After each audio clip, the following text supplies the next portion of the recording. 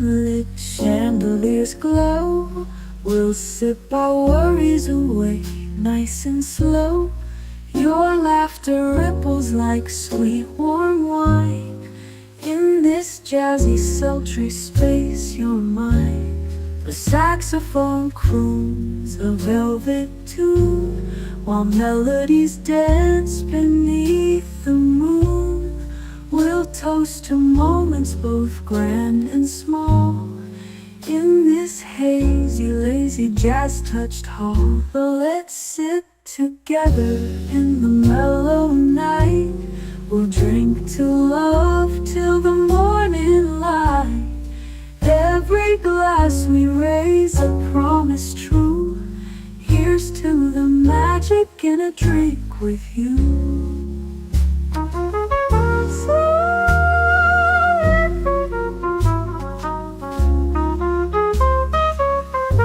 Your eyes, they sparkle with every click. Sweet rendezvous over a simple drink. We'll share our secrets in whispers low, just you and me where the jazz flows slow. The world outside fades into the mist, but here it's our own dreamy tryst. With each sip our worries drift away. Let's stay together till the break of day. So let's sit together in the mellow night. We'll drink to love till the morning light. Every glass we raise a promise true.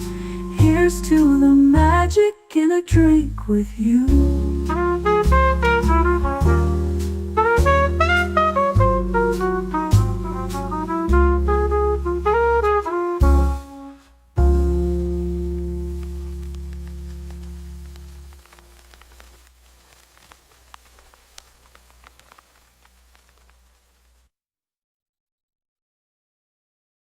The following live stream has been approved for appropriate audiences. It may contain occasional strong language and may not be suitable for younger or more sensitive viewers. Viewer inebriation is advised, though not mandatory.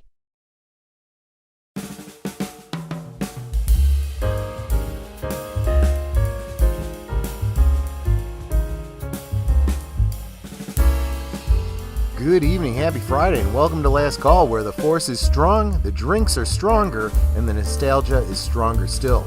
Tonight we're diving headfirst into our childhood memories of Star Wars, especially those epic toys that we begged our parents for. The Millennium Falcon, lightsaber duels in the backyard, X-Wings, Ewok villages, and that one Death Star playset. You know which one. And joining us once again is the king of vintage toys himself, the one and only Retro Blasting.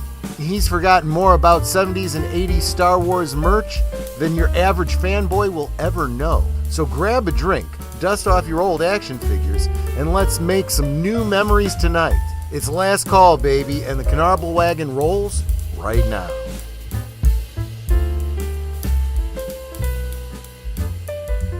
Last Call is streamed before a live audience. What you sipping on? The kamikaze! Happy birthday to you, happy birthday, age boomer, happy birthday to you. Just wanted to wish you a happy birthday, my boomer boo. Happy birthday, Boomer. How you doing? You're how old now? 58? What? What'd you say? No, I said you're what, 58? Oh, yeah, your hearing goes when you get older. No, not there. 49.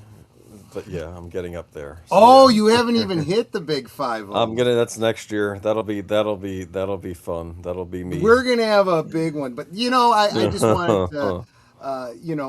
She wished you happy birthday yesterday. She wanted to do it again today. So I'm very happy that Sophia wished me another happy birthday. It's my birthday weekend. Yes, it's your birthday weekend, absolutely. And you got your movie on Monday. You got your Hellhound. What was it called? Devil Dog. Devil Dog, Hound of Hell.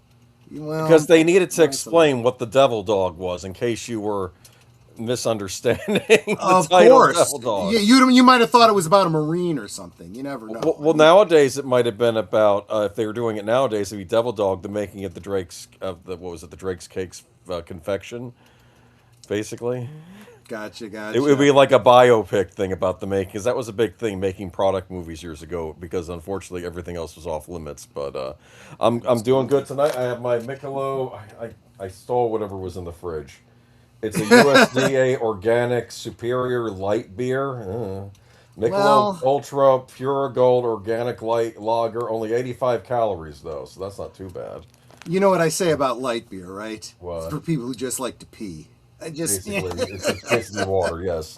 And I have some Zapp's potato chips, Evil Eye chips. So I'll mute myself when I'm crunching on them. So don't worry. Okay, fair enough. Let's get Netter in here. Of course, she's the bouncer. She might have to keep an eye on y'all because it's probably going to be a real drinky night. How you doing, my dear? And what are you sipping on tonight? I am literally exhausted. I spent all day deep cleaning the kitchen, and I'm still not done. But I am drinking my Polar Brand Seltzer Water Blackberry Mango, and I may actually switch to an alcoholic beverage because of how hard I worked today. You absolutely deserve it. Plus, I don't want that pineapple juice going bad, so let's make sure we use that up. And of course, he's waited long enough. The guest of the show, Michael French of Retroplay. I introduced you in the promo as just Retroblasting, which feels really weird to me. But I mean, it's your brand, so it Yeah, the brand is designed so that if anybody has to take over the channel at some point, they can also be referred to as Retroblasting. Oh, that's fair. That makes perfect sense. Yeah. So obviously, it could just as easily be Last Call with Netter's Network or Last Call with the Right. Boomers. The fact that you put Last Call as the primary title means that anybody can sub in, so. Oh, so like when you have a certain Australian sub for Yeah, your channel. totally. Yeah, exactly. That. Yeah.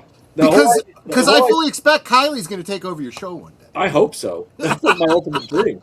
See, that's the whole thing. There was this. It's a bad movie by extension because it didn't age well. But there's a great line in Air Force One where some government guy says, "The presidency is more than just one man." And I always took that attitude when it came to my channel. It's like Retroblasting is more than just one man. Like it could be anybody.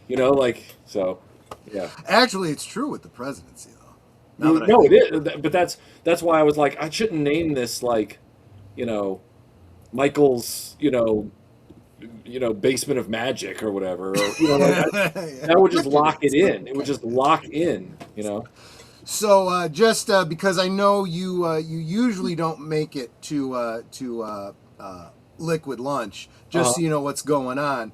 I don't know, it must have been about a month and a half ago, for Members Night at the Movies, we did the movie Cocktail, which, oh my gosh, how have I gone this long on this channel and not done a watch party of Cocktail? And I'm listening to the Last Barman Poet, and I'm like, you know what? I need to take every single one of these drinks, and every week I will have one of those drinks. But as I'm researching them, I'm coming to realize that some of them did not exist before Cocktail. They were invented for the purpose of making the rhyme or fit the whatever. Right. And some of them just aren't good. Well, yeah. However, yes. Today's was the Kamikaze. Mm-hmm.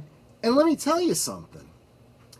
It's not a bad drink. I kind of like this. This one's probably going to become a regular for me, and I think I'm going to get bombed on it.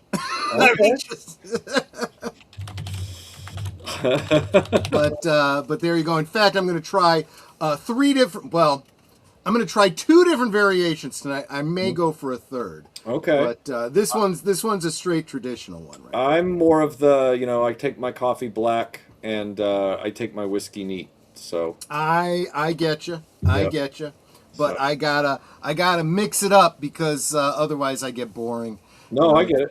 If I'm gonna base my channel around my drinking, I gotta really. If I had done the same, it would have been within a few months. It'd have been like, I think this is just a channel for like an alcoholic. Like I think, you know. Yeah, it is. Yeah, it is. That's okay. I know we're live, so everybody's listening. So I'm gonna ruin the mystique here. I don't drink near so much as people think I do. Usually it's only Fridays, and sometimes not even then. Sometimes I fake it. Yes, Netter can attest that sometimes I fake it. I think most people though would be encouraged by that who are in the audience. I don't think they're going to fault you for that. I think they're going to be like, "Oh, thank goodness!" Like they're going to, you know what I mean? Well, the worst part is when I get the craziest and the silliest. Mm-hmm. It's probably not because I've been drinking. It's just Right. me. Yeah. Hey, everybody, he's just a goofball. Yeah, I mean, Right. I'll blame it on the alcohol, so I have something to blame it on. But That's wise. Like that's that's pretty trig. That's that's pretty kinda trig of how you. I go. Yeah. Let me say hi to the chat before we get too much farther into it. Big Al of Big Al Presents. Looking forward to hanging out with you tomorrow night for Tangled. It's been a long time since I've seen that movie. May the Force be with you, my friends. Hope you have a great show tonight. My first Star Wars toy was Luke's Land Speeder. This was before I had any figures. I still have it sitting on my shelf today. That is cool. Well, I wonder if that means it was the die-cast one or if it was the figure one, but he had like, you know, CB McCall and you know, the Duke boys in it or something. Well, that was the nice thing because right around that time, everything started going to 3 3/4, Right. so you could Right. you could mix and match. You and could literally get other put stuff. Spider-Man in the X-wing. The Pocket Heroes. That's Yeah, yeah, right. That's yeah. exactly right. Thank you, Migo. But no, I think he means the 3 3/4 inch. It was just a while before you could get any action figures. Right.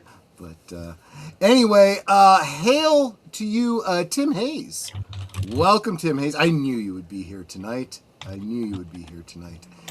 And Geek Flag with Nate Knows says, like, share, subscribe, comment, become a member. And if you were going to give a super chat of $5 or more, why not consider giving a gift membership so that you can help our family grow? Canarble Fedora logo. Yes, absolutely. I would definitely appreciate it if you were to do all of those things. Definitely do all the clicky things. And Nate shared something that I forgot to put into the studio, so hopefully I can do that when we cut to commercial. But he's got some Star Wars memories that he wanted to share, and I think it's some really, really good stuff. But he also shared putting his money where his mouth is. He shared a super sticker, and you know what that means, right? He shared the Farty Fox. Shimmy left, shimmy right, Farty Fox is dancing tonight. Hearts go popping out his bum, wiggle, wiggle, here they come. Come. Cute as can be with a fluffy tail sway, spreading love in the silliest way. Farty Fox, you're the best. Boop, boop, boop, you're simply the cutest mess. Thank you so much, Nate. Yeah, what was that, right? Say what you've missed in your absence, Michael. What? Please tell me you don't play that in full with every $2 super sticker. Only when somebody gives the $2 Farty Fox. There's nothing here that says Farty Fox. It's just $2. Like, how do you know? Well, because it's Sheba dog shaking his body from left to right, surrounded by hearts. Okay, got it. That GIF that you saw during the thing is what the super sticker looks like. Oh, got it. Right. And we one of our regulars here started calling it the Farty Fox, and I realized that this so-called Sheba dog actually looks like a fox, and as it's dancing, the it looks like it's farting out these hearts. Because so she called it the Farty Fox. Because I gotta quote Samuel Proctor right now. He says, "So Farty Fox is just going to be a regular thing now, eh? Is this my life now?" Like I'm kind of like, Yeah. What? Yeah, and no, I'm happy to come up with other stuff. For, No, I don't think more it's bad. entertaining. I'm just enjoying the sort of anime adjacent my special pivot. thing. Yeah, It means a lot to me. it's a big deal to Natter. So YouTube doing its goofiness and its Right. so we were all loving the Farty Fox, you know, yay Farty Fox, Look, right? I'm not complaining. I'm just setting a baseline. And and I think this anime Fox thing is hilarious, just like My Dear No-Katan. So I'm all for it. Absolutely. I just want to be ready for it. Like, you know, what's the, you know, how does this gun fire? You know what I mean? Yeah, it's whenever somebody gives the $2 Farty Fox or Shiba dog, you know, farting out hearts. Got it. So YouTube was pulling, you know, after the so-called Farty Fox became, you know, something that we all got, and especially Netter, she'd get real encouraged. Oh, you gave me the Farty Fox, thank you so much. YouTube looked like they were taking away the super stickers because they wanted to do this stupid gems thing or whatever, and sometimes the super stickers were there, sometimes they weren't. And Netter's like, does that mean we're going to lose the Farty Fox?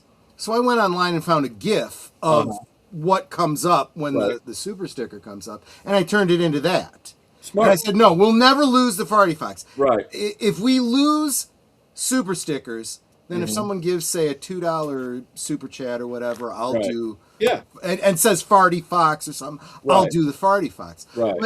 But it hasn't gone away, and when people give the Farty...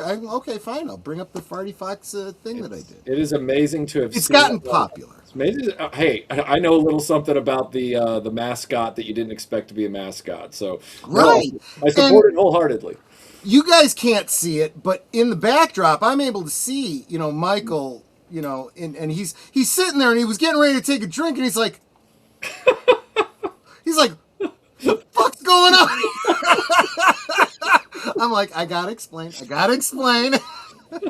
So thank you for the $2 Geek Flag. Salute to you as well. Deleted Seats, good to see you, my friend. He also says, like, share, subscribe, comment, become a member, gift a membership, Fedora Mumbler, logo, Canarble. I kind of wish you could see, you know, those emojis in the platform, but unfortunately you can't. Netter calls me the love of her life and says, become a member for as little as 7 cents a day. Am I not worth 7 cents a day? 7 cents for the enjoyment that you get. Well, I'm assuming you get enjoyment because otherwise you wouldn't be here unless you're a masochist, in which case, am I not worth 7 cents a day for torturing you? Gives you 4 movies a month. That's 4 members' streams every month. And you get to choose the movie. And you'll find out more about that during the break. The members are still choosing what movie they will be watching this Monday.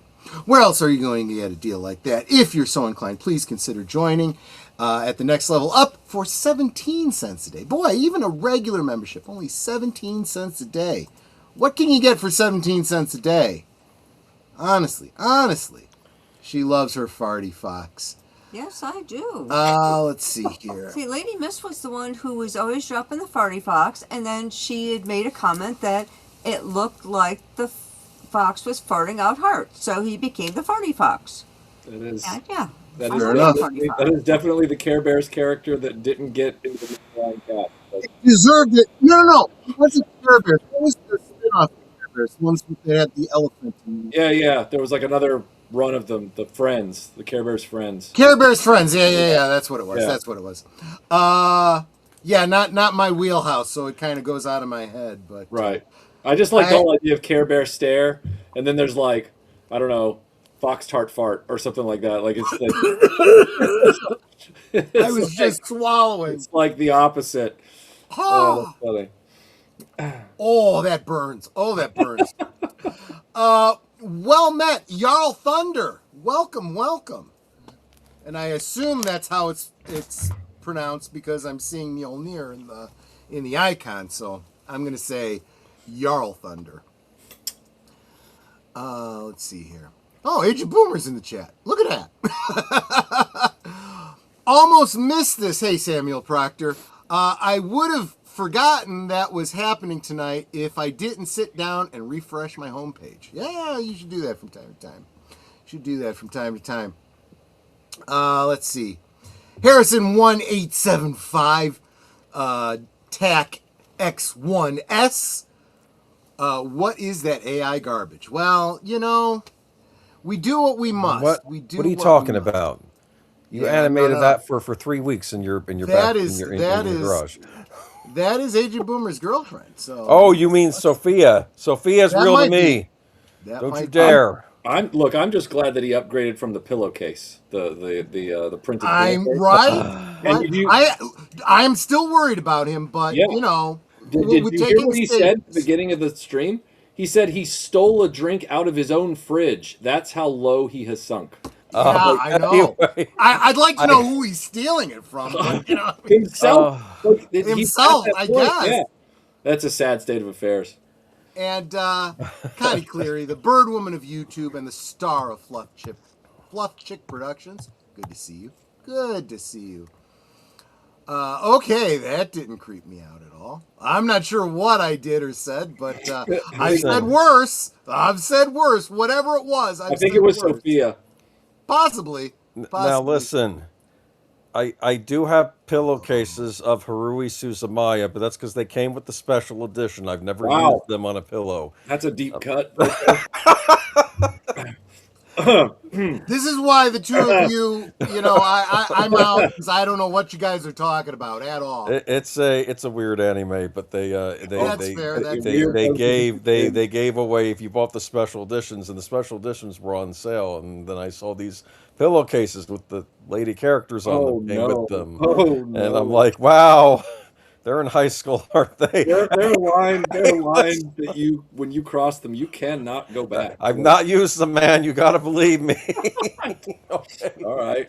So, Angel Star 23 says, hello, do you both think, and I'm not sure which both you're referring to. I mean, there's four of us on panel. But do you think Keanu Reeves would play the great Darth Revan? And if you've watched Maul Shadow Lord, do you think that the pink Twi'lek Divan will become Darth Talon? I have not watched it. I would love to see Darth Talon become canon. We have been having a discussion in the group a little bit during Liquid Lunch all week about Dave Filoni and pseudo-canon and canonization of pseudo-canon and so on and so forth. And on the one hand, a lot of people are oh, he can't come up with anything of his own. He's just stealing from the EU. And I'm like, true, he can't come up with anything of his own, but it's kind of his bag to draw from now. I'm pleased every time something from EU is canonized. I went off for a while during the first season of Mandalorian. I was so excited that Life Day was canonized and the Imperial Troop Transport was canonized. And now apparently, I haven't seen it and I'm not going to see it, but this new Mando Grogu movie canonized one of the I forget. IMP something or other, one of the mini rigs. Yeah. You're not going to see it? I'm not. I'll find it on the high seas later, I did right. with all the rest of the Mandalorian. Gotcha. Because I've heard it's not bad. Right. It's better than season 3. So I mean, when I did my video on Patreon, I said real quick, right up front, I was like, "This is not a video to dog on Mandalorian and Grogu. This is more of a different discussion. I don't want people to hate it if they want to love it." And I'm assuming they'll release it on physical media. I'll probably get it because I got the first two. Was it the first two that did they release all 3 seasons of The Mandalorian? I don't know because they still haven't released Andor season 2, and the only show that I own on their 4K is Andor season 1, and that was because I hadn't seen it because I didn't own Disney Plus. So I think it's been 1 and 2 because I work at a library and that's what we've gotten in. So, okay, good. I was whoa! I got a drinking problem or a pouring problem anyway. I've seen Airplane. I know how this works. Yeah, exactly. Give me a second. But no. Boomer Boomer's my guy for what has been and hasn't been released. But so I'm switching it up to it's I think it's called Blue, something Blue. I'll tell you. Netter will check my notes, but it Blue swaps Hawaiian? out. No. It's still a kamikaze, but it's like Blue Kamikaze. Blue Kamikaze. It swaps out the triple sec with Blue Curacao, and now that I think about it, I'm like, that actually makes sense. I can see that. Let me give this a try. Big Al says all 3 seasons of Mandalorian have been released on disc. Okay, I only have the first 2. I've got the lid here, so don't shake it until the topper's on it. You gonna get season 3? I might. It's not a huge priority for me. That's where it started to go downhill. We'll get back to that conversation in a little bit. Everyone but Troy is super quiet. That's because Troy's got a freaking loud mouth, and oftentimes Netter has to tell me, take it down, Troy. If I'm quiet, let me know. Okay. Cracked open the holiday BIB bourbon to join y'all tonight. Awesome! Thank you, Jarl. Thank you so much. Yep. Deleted Scene says, hail retroblasting. See, anybody on my channel, everybody knows retroblasting. In fact, they've gotten to the point where they're like, you're mentioning retroblasting again? Come on. Quit fanboying, you know? But Michael, you can't be recasted. Yeah, well, I know. I was thinking that too, but, you know, I'm like, you know what? Melinda probably could. And we've got more vintage toy royalty in the house. Tony of Analog Toys, channel member Tony of Analog Toys, says, if you take over the Retro Blasting channel, does it come with the Hasbro hate? I'm sure it does. It does. Do you have cranberry juice down here ready? I do. It was right behind you on the bar. Oh. Sorry. I should have told you that. Yes. All you have to do is friggin' mention anything related to Hasbro, and the Hasbros come out of the woodwork. I've had to deal with that. I can't believe they're still at it after everything Hasbro's done over the last few years. I can't believe there's still people hanging on. Like, not so much buying their products, defending the decisions is what I mean. Well, Michael, here's what it is. I see it with the Hasbros. Mm-hmm. I see it with Star Wars, Star Trek. I see it with everything. There is this certain group of people that you slap the license name on it, and it's just, tap it into my vein, I must have it, you know? And there is no sense of, you guys have lost the plot. This is no longer Star Wars. This is no longer whatever. I am not buying this. No, I am not paying that price. That's friggin' ridiculous. Mm-hmm. I'm done. How did the Grogu figure recently, the HasLab for that do, or was it even a HasLab? The $600 thing. Yeah, that one. Did that? I don't even know if that's a HasLab. I think that's. You're right. It's a pre-order. Hold on, I got to get caught up. What are we talking about? No, the $600 Grogu, like the life-size Grogu. I think Michael's right. Shit! It wasn't a HasLab. That wasn't a HasLab. That was because I would have been following it to see if it. Because I trashed the 6-inch scale Rancor that it was like nobody had room for it. It was way too expensive. I'm like counting it down. Reva's friggin' lightsaber that nobody wanted, that didn't.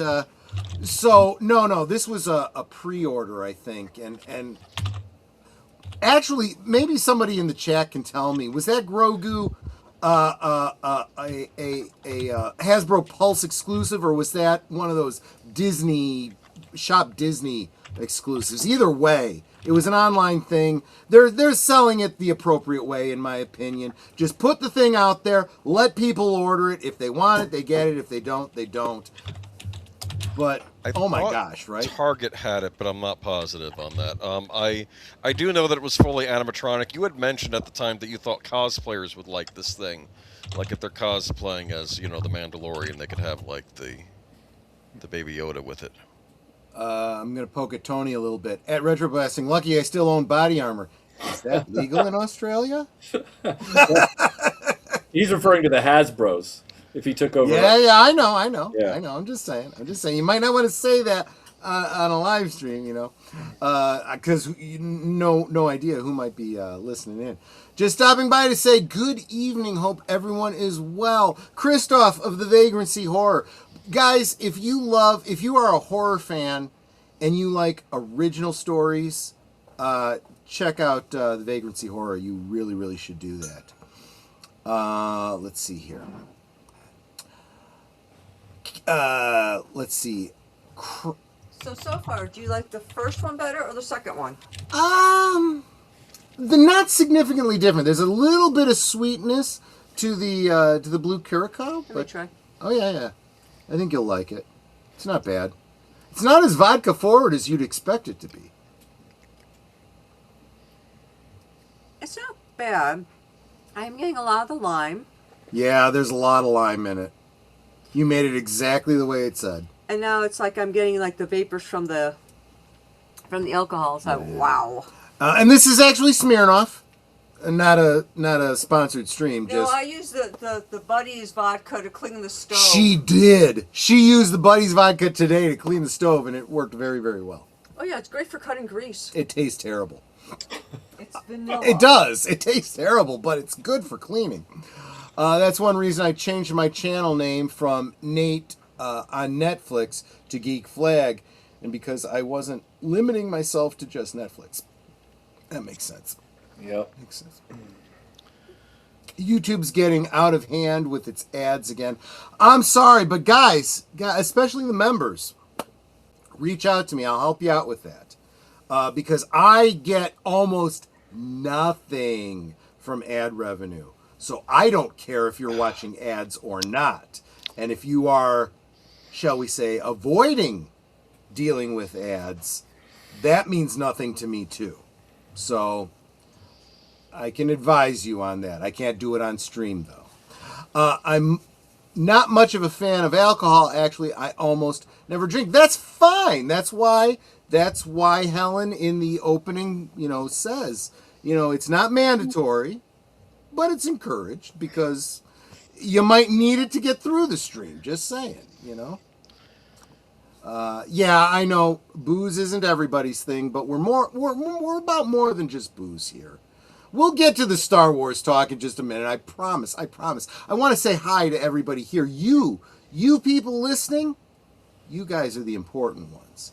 Hello, friends, here for the retro blasting, staying for the booze. See, here's the other side of it. Somebody is here for the booze. That's fair. Thank you so much. The 8 weeks I waited for my mail-away Boba Fett was the longest of my... Look, let's just put it this way. It's not just that. Waiting between Star Wars and Empire Strikes Back. Waiting between Empire Strikes Back and Return of the Jedi. Now, looking back, it's just a couple of years, and you're like, well, that's freaking nothing. That's a friggin' blink of an eye. But to a kid, that's an eternity. That's such a long time.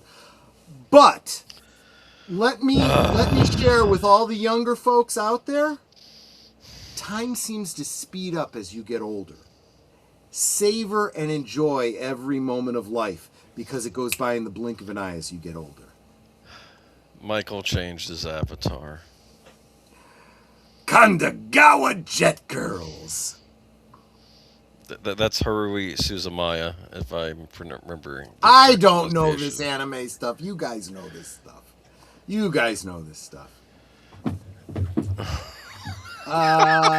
was not Haruhi Suzumiya. That was Kandagawa Jet Girls. Oh, for heaven's sakes! Right, I was right. And I'm a fraud. Okay, there we go. It's tiny. The fact that you don't even know the eye color of the woman printed on your pillowcase is just unconscionable. You're going the wrong way with this, Michael. What this is telling me is that Aged Boomer did not see the Kandagawa Jet Girls video. You did. So there's the shame on him. Is it at least the same studio? No. Okay. Well, anyway, it was tiny on my screen. I thought you were. Kanagawa Jet. Ah. No, Michael, you got to say it for me.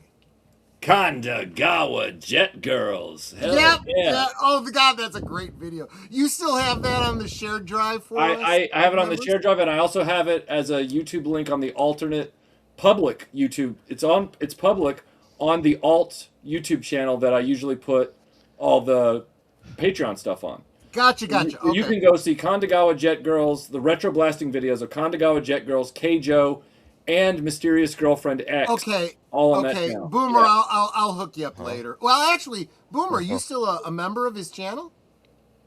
If you're not, I need to think get so, you another but member. I will re-up if I'm not. You had put me on, but I was so busy with school up until the end recently. I couldn't look at anything. What is that? What is that? Boba Fett? That's the bail away Boba Fett. Nice. I don't still have the package for What? mine. I don't still have the package for mine. And he's still in the bag. Yeah. In there with And the note of apology. he still can't fire the rocket. And the note of apology is in there. Yep. That's pretty awesome. What if you opened that up and it was a little figure of Gary Coleman inside? That would have been interesting. You know what? I would expect a response like that from somebody who has an anime pillowcase. I would. You know something? I've never used it. It was a freebie that came with the collector's set. I didn't even know it was going to be in there. You All right. own it. That's All the right. point. Michael, can you show us, or I don't know if Yeah. you maybe don't want to take Yeah. it out. No. I want to see the letter that Yep. that says it's not rocket firing. Coming right up, sir. You're allowed to say no. It's your collectible. No, it's fine. It's fine. So here is said letter. Yeah. And it says, right here. Whoa. Originally, our Star Wars figure was designed to Right, and they said they would replace it with any Star Wars mini action figure of your choice. I almost did send it back because I could not find Snaggletooth, but That's hilarious. I still wanted Boba Fett, so I didn't want. Right.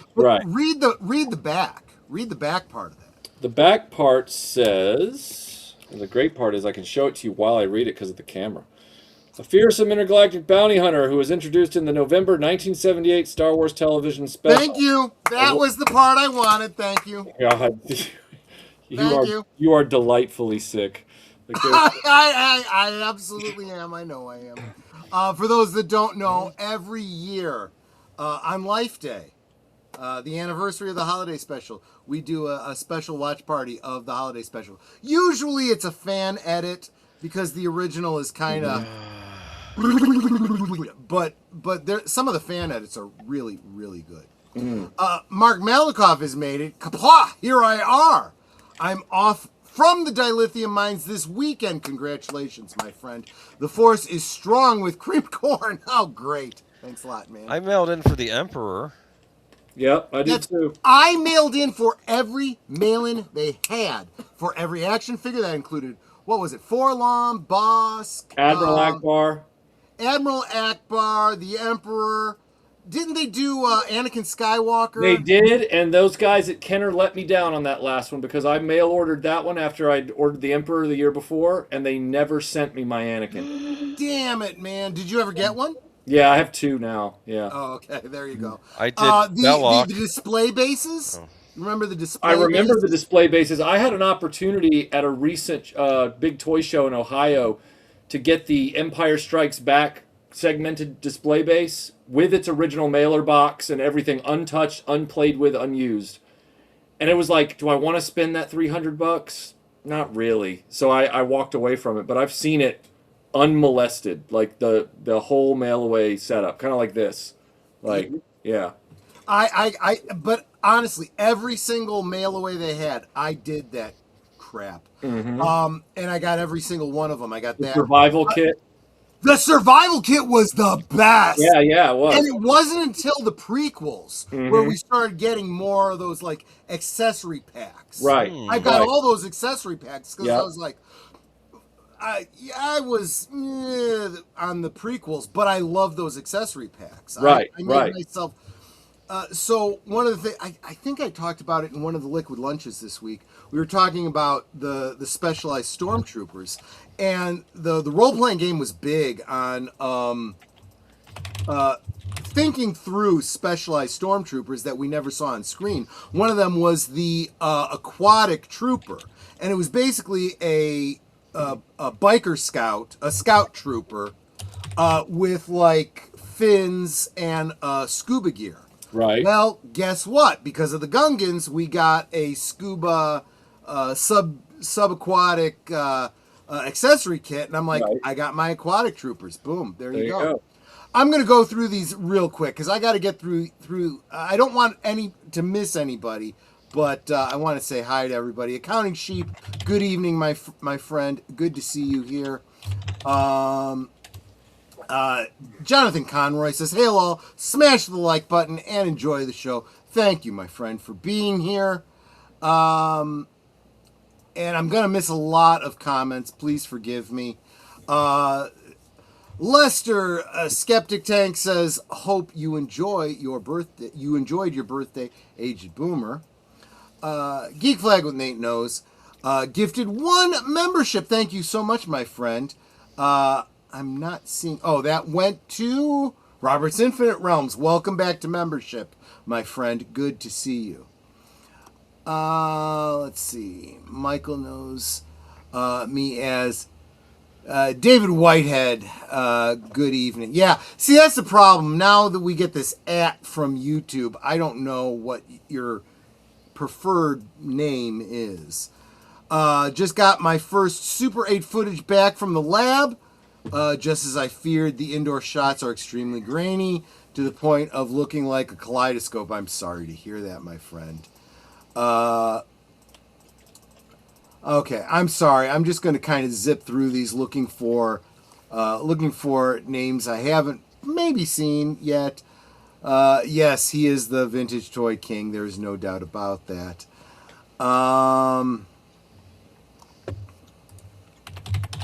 I'm not going to bring up you guys talking to each other, just because I really have to get through the comments.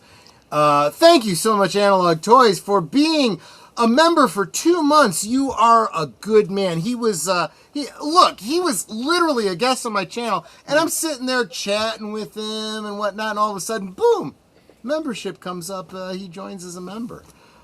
He is a barfly because he likes that nomenclature. So there you go.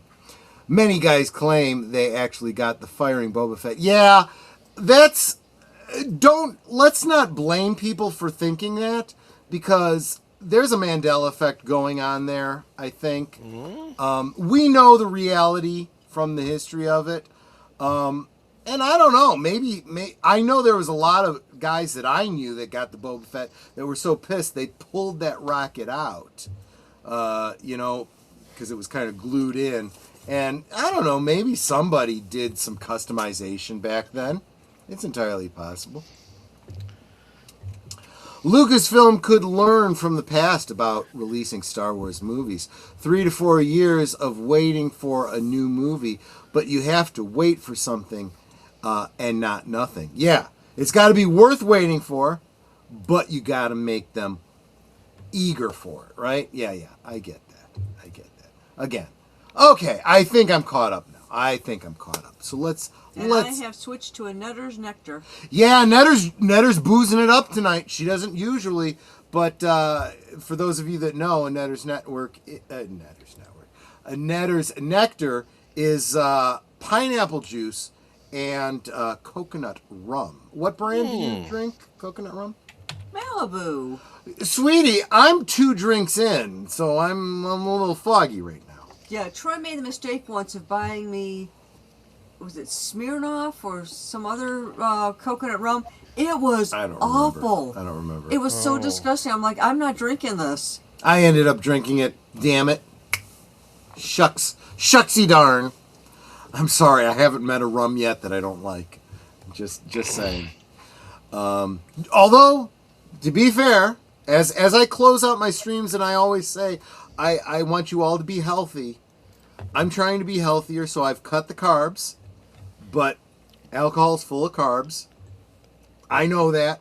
So I've cut all the carbs from my diet, except alcohol. This is my exception. Fridays are my cheat days.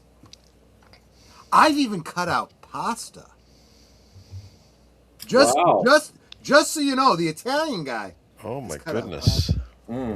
Well, I got to practice what I preach, right? And I've always pointed out that traditionally, pasta is holiday fare. Why? Because if you have people coming in for the holidays, you need to stretch that meal. So you make pasta. Yes, that's the reality of pasta. Tim Hayes, 19 months of membership. Are you trying to show off? You showing off to Tony, saying, "Hey, I've been around longer." Is that what you're saying? That's okay, because I super appreciate you, my friend. You are. None of them can beat me. I've been around 34 years. That's true. That is true. She hasn't smothered me in my sleep. She hasn't even tried to smother me in my sleep. So I maybe I'm doing something right. I don't know. But I am an Italian eating pasta. My Lord, is that legal? I will make it legal. Amen. So we've gone this long and we've kind of tittered around the Star Wars talk, but let's get into it. My whole thought was this is the true Star Wars week, right? Monday is the anniversary. Screw this whole May the 4th bullshit that the normies came up with. You know, let's be honest about it. But I don't know, Michael, help me out here. Tell me if you think differently. But we got 3 movies in our childhood. Yeah. Star Wars, Empire, and Jedi. And yes, there was the holiday special, which was kind of like a nibbler in between Star Wars and Empire. Ewok adventure movies. Which came after Return of the Jedi. Yes. That's true. That's fair. If I'm going to say holiday special, we got to include the two Ewoks. Caravan of Courage. As it was I've known got in some Europe. custom figures of those too. Just saying. It was known in Europe. They didn't call it that over here, as I recall. It was just Europe has a weird tendency of taking made-for-TV stuff here and making it into feature films over there. I don't know what it's all about. Yeah. But this is all we had. So in between, we thirsted for Star Wars. So we had comic books, but not all of us. Not all of us were into comic books. I read the comics. We had, by some of the same writers that did the comic books, there was the weekly comic strips in the newspaper. I collected all of those. Yeah. But beyond that, all we had was the toys and our own imaginations. Yeah. That's really what kept it alive for us in between. in between what? In between movies. You mean between the original trilogy and the prequels? No, well, that too. I was going to say. Oh, you mean in Star between Wars the original trilogy's movies? Yeah, between Star Wars and Empire. I understand. Between Okay. Empire and Jedi. Yeah, we Remember, had, like, again, yeah, like we I had- was saying, for We had kids, we had 3 Han Solo books. We had Splinter of the Mind's Eye. We had the holiday special, the Droids and Ewoks cartoons, which came after Jedi. We had the 2 Ewok movies that came after Jedi. Right. We had the comic book from Marvel that ran all the way through the original trilogy, which you could collect, yes or no. Yeah. And then we had read-along books that were original stories as well. So we had like Planet of the Hoojibs, Droid World, stuff like that. So there were some of those. I remember Droid. I had Droid World. I remember that one. What was the one where Lumpy goes looking for the Osaka berries? Are you? That was one of those or was that like a real one? No, that was real. Oh, okay. I can't remember which one that was. It was it a read-along book or was it like? Yeah, it was. It was one of those like record book type things. Okay, it might have been something like Planet of the Hoojibs or something like that. They had a number of them throughout the run of the original. So, for those of you that aren't in the know, the Hoojib were a creation of Joe Duffy from the comic book. They were basically like force-sensitive, intelligent rabbits. Right. And I mean like rabbit size. Well, I'm not talking like the anthropomorphic rabbit. Right. Like Jackson. Right. Jackson? Jackson. Was that his name? 2 X's. Jackson. Right. No, I mean, and they were they Were they indigenous to Endor, or were they from somewhere else? They were from somewhere else because it was a different. I think it was a different planet. You know what?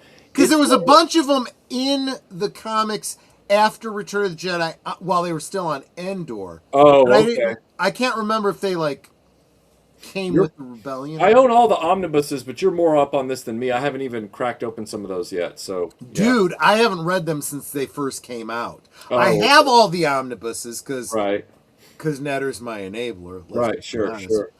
But I had a really good collection of the Star Wars comics, right, and that was my canon for a long time. Sure. I was kind of.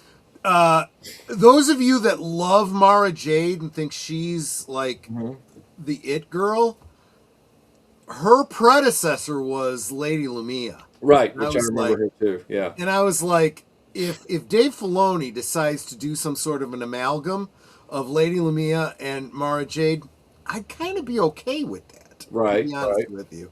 To kind of be honest with you. Yeah. In fact, when Netter and I were first dating, you guys all know Netter's smolder picture, right? Right. You know, if you guys are members of Netter's channel, you know the smolder picture. I took that and I photo edited it into Lady Lumia's, scarred face, and she's like, "What the hell have you done to me?" And then I showed her the comics. She's like, "Oh, that's pretty cool." That's pretty cool. We thought about doing a cosplay. We ended up aging out of the cosplay, but we were gonna end up doing it. But anyway, I'm missing things. I gotta pay attention. Fair enough. Okay. So Michael, you're the guest. We're gonna start with you. Okay. Tell us, 100 words or less. I don't know. I don't want to limit you. Okay. Let's go for the next 20 minutes or so. Tell us your background with Star Wars toys, your childhood, how you got into Star Wars toys. Okay. It was 1982, and I was over at my parents. I was 5, or no, I was 4. You need to fill in. Was this U.S. or U.K.? Oh, U.S. I wasn't in the U.K. till I was 12, or about to become. Yeah, I was 12. So, so we are going over to the house of some friends of my parents who, they were a young couple like my parents were. They had no kids, and they had this state-of-the-art home theater. Like, nice. It was like the television that had the projection guns in the front, like sitting on the floor, like that unit kind of thing. And they had this big sectional couch, and they were going to play cards. Wait, what year was this? Or 82, approximately? just 82. Okay. So somehow, my brother was real little. I don't know how my brother even stayed. He was like 2 years old or something. Sure. But I can't even remember him being there, quite frankly. But I remember. This is the brother you stole all the He-Man action figures from. I didn't steal them from him. He just had them all. So, He-Man was his thing.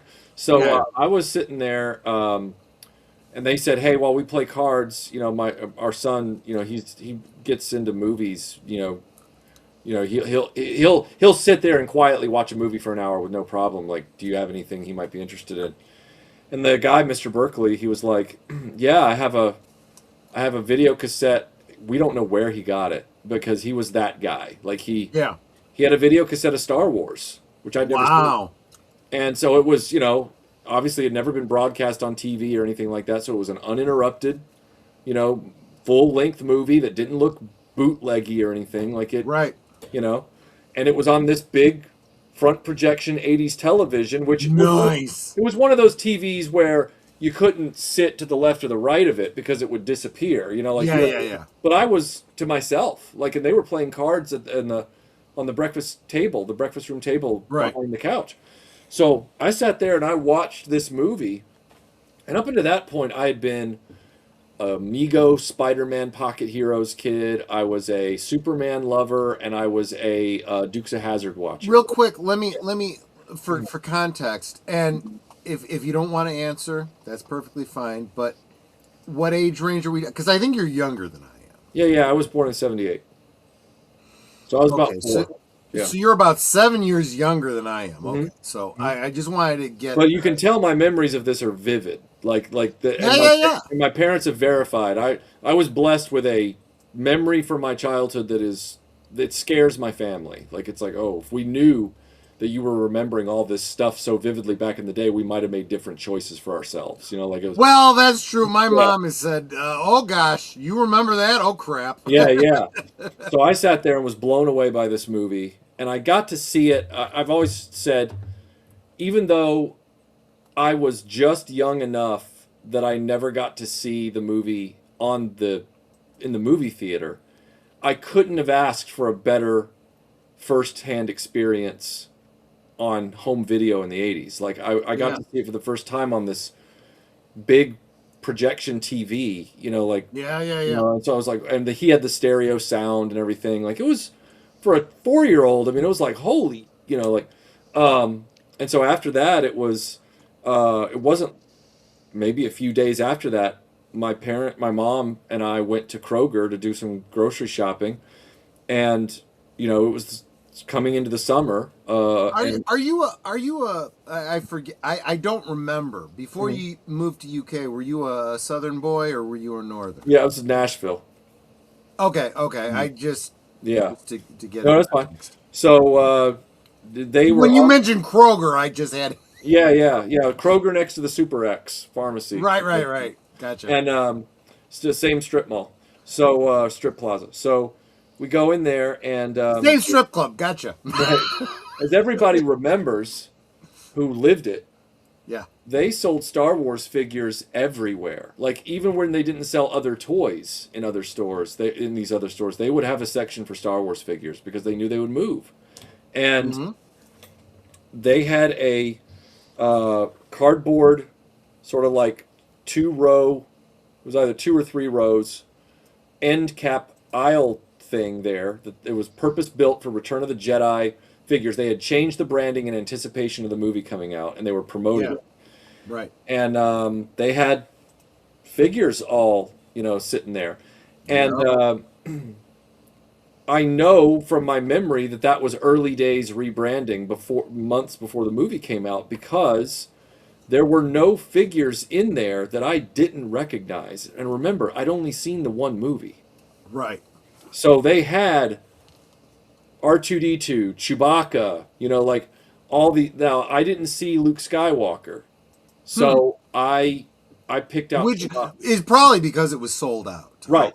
That was the primary, I didn't see any of the human-faced characters because they were always hard to get. And but I didn't know that at the time. I know that in hindsight. So I picked out Chewbacca, and my mom bought R2-D2 for my brother when they picked him up from preschool or whatever. My brother would, of course, go play with R2-D2 in the bathtub and ruin his sticker within minutes. Right? So I eventually ended up with my own R2s throughout the years. You know, Kenner would send those baggy figures to your house and stuff. So I acquired a few more sensor scope R2s, a few other ways. I was just going to say, did you have like the original R2s or were they all sensor scope? That R2 had been phased out by that point because it got phased out during Empire. Gotcha. So we had the sensor scope R2. I had to get all the variations myself. Oh, well, see, I didn't even know that some of those variations existed until I got to know the next door neighbor's kids. I had the benefit of being older. So. Right. Well, the older brother was older, and so a lot of those, like the white X-wing and stuff like that, they would surface, and like a C-3PO whose arms and legs didn't come off, and I was like, oh wow, they actually made that, you know, like so I was around those toys, but I could never buy them because they were gone. Like they. I do have to say that is. So the arms, legs didn't come off. You mean like Broken Vader? Right. Yeah. Mm-hmm. No, what I was going to say about that was that's the one thing I like about the modern figures. Mm-hmm. The Disney Shop Disney Droid Factory, whatever you call them, all of them are removable limbs. Yep. So it's like if you have your old 1970s droid factory. Yeah. You can put pieces Yep. in there, and 100%. it's pretty cool. Yeah, it's really cool. So yeah, that's kind of what kicked it off, and then, I was in preschool at the time, and I remember, I'd tell my mother, like, oh, there's a kid at school that has a character named Boba Fett. He looks really awesome. Can you find me Boba Fett? And then I would see the Toyota Corona drive up to pick me up with my mom driving, stick shift, and I'd open the passenger door, and there on that, oatmeal colored cloth seat was Boba Fett on card, and and he was still a jetpack. It was the jetpack, image of him, but it had the Jedi logo on it, which is one of the rarer, variations. So it's because they transitioned the photos. Right. But I was like a late Empire, early Jedi adopter of the line, and so like for example, my 5th birthday was at Showbiz Pizza Place, and one of the figures that I got was Lobot, and he was on an Empire card.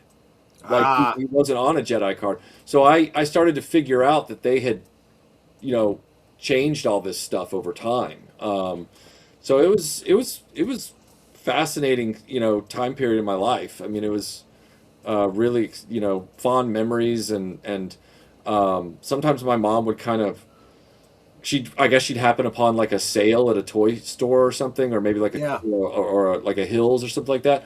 And so sometimes she'd pull up in my dad's pickup truck, and I'd open the door to the cab, and there I remember one time it was all lined up on the seat.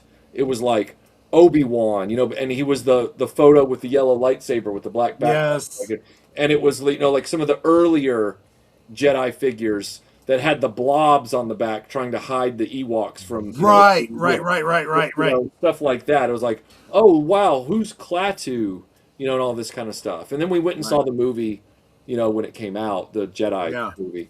But yeah, like first Christmas with Star Wars would have been '83, and that was when I asked for the X-wing fighter, and my parents ended up getting me the Y-wing fighter as well, which I didn't have a Y-wing. The Y-wing fighter was such a great toy.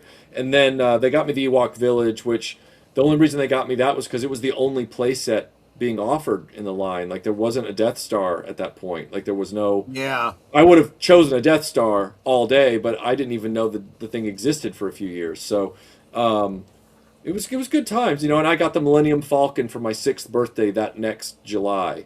And it came in the box that had the desert photo on it. It was like the yeah. I had that, and I had what we called it the Chicken Walker. I had the Chicken Walker, and I had the Speed. Right. Right. Jabba the Hutt was one of my early birthday presents. That would have been a gift that I got Jabba, I think, before Christmas of '83. So like, and then I had the Rancor for my birthday in '84. So I was able to pull those together, and it was good times. There were certain things though that I loved because other kids had them, but I could never.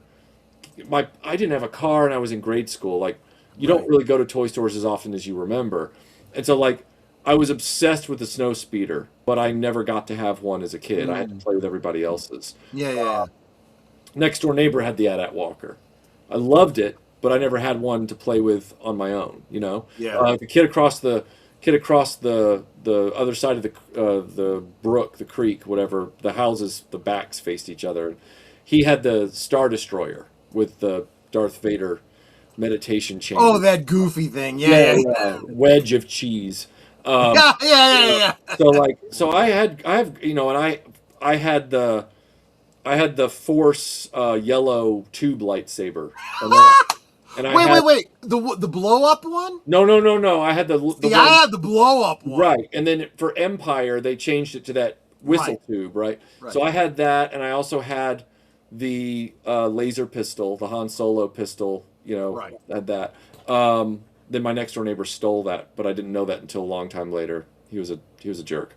Obviously. Yeah. So yeah, I had really, really great Star Wars toy memories, and The only thing that I'll add to that is you've already seen the Star Wars follies of it, because Star Wars follies typically are my childhood perspectives on vintage Star Wars. Like that's how I felt.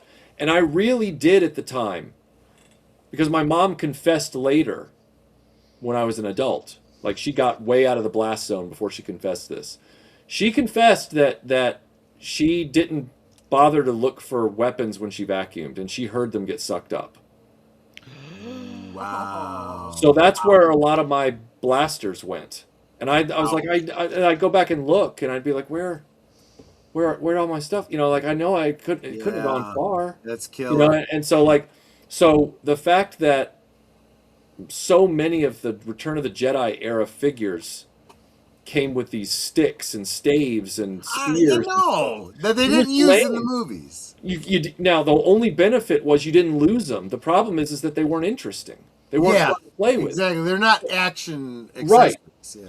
So like when I saw, I had the read along book for Empire, because Empire didn't come out on video cassette until like winter of '84. So I had no way to see that movie yet, right? So when I finally saw it, became my favorite movie of all time, like instantly. But even prior to that, because I had the read along book, I was going out there trying to get all of the Empire figures, and they were in early '84 with Jedi just pouring those Muppets, you know, into the action figure aisle. Yeah, right. It was really hard to find those, and so, you know, some of the last figures I was able to acquire before the Power of the Force came out. But some of the last mainline figures I was able to finally track down, thanks to my mom and everything, was the Hoth, Han, and Luke. No, Luke was my first Luke. Forget that. The Hoth, Han, and the Bespin Luke were hard for me to find. The normal Han, Luke, and Leia took a while to find. Right. When we finally found Luke and Han, they both. This is how late in the game we found them. They were on the photo revision cards, so they didn't have the original photos. They had the gunner photo and the photo of him in the hallway of the Death Star with the rifle or the stormtrooper gun. So it was a funny, interesting road through Kenner Star Wars at that time. I had the Bespin Micro. I had 2 out of the 3 sets because they were on clearance at Toys R Us. This is the big difference for us. Because you're younger, you did get into those micros. I had already been. I'm done. I didn't get a single one of those. Well, they were red tagged. They were already on their way out. It was too little, too late in a way. The time to bring those out would have been back in the early part when they brought out the die cast Millennium Falcon and stuff like that. Yeah, and then one of my biggest memories from all this is I had to go get allergy shots. An allergy shot regimen, it was like 15 shots in each arm to start this this allergy shot thing. Well, I didn't know what I was in for, but my mom did, and so she felt I guess she felt extra guilty what was about to happen to me that day, and it was I didn't have to go to school, which was great because it was that convent school. So I was like, oh, did you go to Catholic school too? Yeah, I've told you this before. Do you have Catholic flashbacks where people hand you a ruler and you go no rulers, paddles, all kinds of stuff. Yeah. Okay. I was a convent, yeah, turn of the century convent. It was old. Dude, I was an altar boy. You see, it was a whole level of bad. So we started the morning going to Toys R Us. Now, I should have tipped you off. Yeah, I should have been suspicious, but at least my mom was being really nice. And I'll never forget going into that aisle, because remember back then, the really big toys for every line, they would have a loose example, almost zip tied to a bulletin board above the aisle. I had almost forgotten that. They don't do that anymore. They don't do that anymore. Yeah, you're on your own as a consumer now. So we went in there and we go to the Star Wars aisle because, as you Right. remember, back then Star Wars had its own aisle. Like it was, It did. boom. The whole aisle was just filled. Yeah. So this would have been 85. This would have been like early 85. And she said, I want to buy you a toy today. And I said, oh, like a figure? Because I was used to her like occasionally getting me a figure. She goes, no, no, no. She called them rides. She was a southern woman. She's still alive. She's southern. She said, no, let's get you I a actually ride. like that term. That's a Yeah. good term. Yeah, let's get you a ride. I was like, a ride? I get to have a ride? She goes, yeah, yeah. So, at home I had the X-Wing, the Y-Wing, the Falcon, the Chicken Walker, all that stuff. And we also had Darth Vader's TIE Fighter at home because we got it in the collector series Right. thing, right? That's how I got the Land Speeder as well. I chose between the Land Speeder and the Dewback, and I chose the Land Speeder. Fair. The collectors, I got that at a Target. So anyway, we're looking, and I noticed that a lot of the vehicles had big red clearance tags on them. And they were fully stocked, like the inventory was fully stocked, but it was, and I realized, in hindsight, it was because the Return of the Jedi stuff was finally pushed out. Now, she said, wow, with these prices, you can get a bigger ride. In other words, I didn't have to get a mini rig. I could get a vehicle, right? Yeah, yeah, yeah. And I was like, ooh. Well, I looked over. On the right, they had the droids and Ewoks figures set up. And they also had the shelves with the Imperial shuttles and then the Power of the Force Tatooine skiff. Yeah. Right? And they had the droids A-Wing. The A-Wing, yeah. But the A-Wing and the skiff were new for 1985. They weren't red tagged. Oh. Now, the A-Wing I think my mom would have gotten it for me anyway because of what I was about to go through. Like yeah. But what threw me off, and this is kid perceptions, you can't help it. Right. I didn't like the droids cartoon. And the A-Wing was done up in a weird artwork instead of the photography that they used for the other. With the droids. Right. So, like, remember when we would get Star Wars toys that were vehicles when we were kids throughout the 3 movies, the box art was always a photo of the toy, right, not a drawing of the toy. Right. But this was like a drawing. And I was like, I don't know if that I didn't trust that the vehicle would look movie correct. I was like, I get it. So I didn't want the skiff because the skiff was just, that was something to set those Muppets on. I was like, I don't want that. Right. So I didn't have the B-Wing, and I loved the Rebels. And I was like, I want the B-Wing fighter. Right. Well, I already had that was a good choice. Yeah, and I already had the pilot at home. So win-win.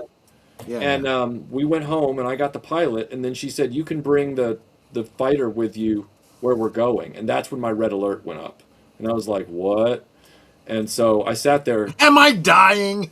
Right, and I sat there clutching that B-Wing that was brand new while my mom held my head. And I didn't cry or anything, but they pulled out this tackle box full of syringes. Yes. And that guy started just going to town, and he was literally throwing them like ninja darts into the wall as he was trying to go as fast as he could. But it was like it was vivid memories like that. Vivid memories, and Star Wars toys are always orienting those memories. I dig it. I was at the age where I was, because I was older and starting to age out of awareness of what was newest. I thought that they hadn't put out an A-Wing. So when they put out an A-Wing in the droids line, I completely missed it. Missed it. Right. Otherwise, I would have been totally looking for it.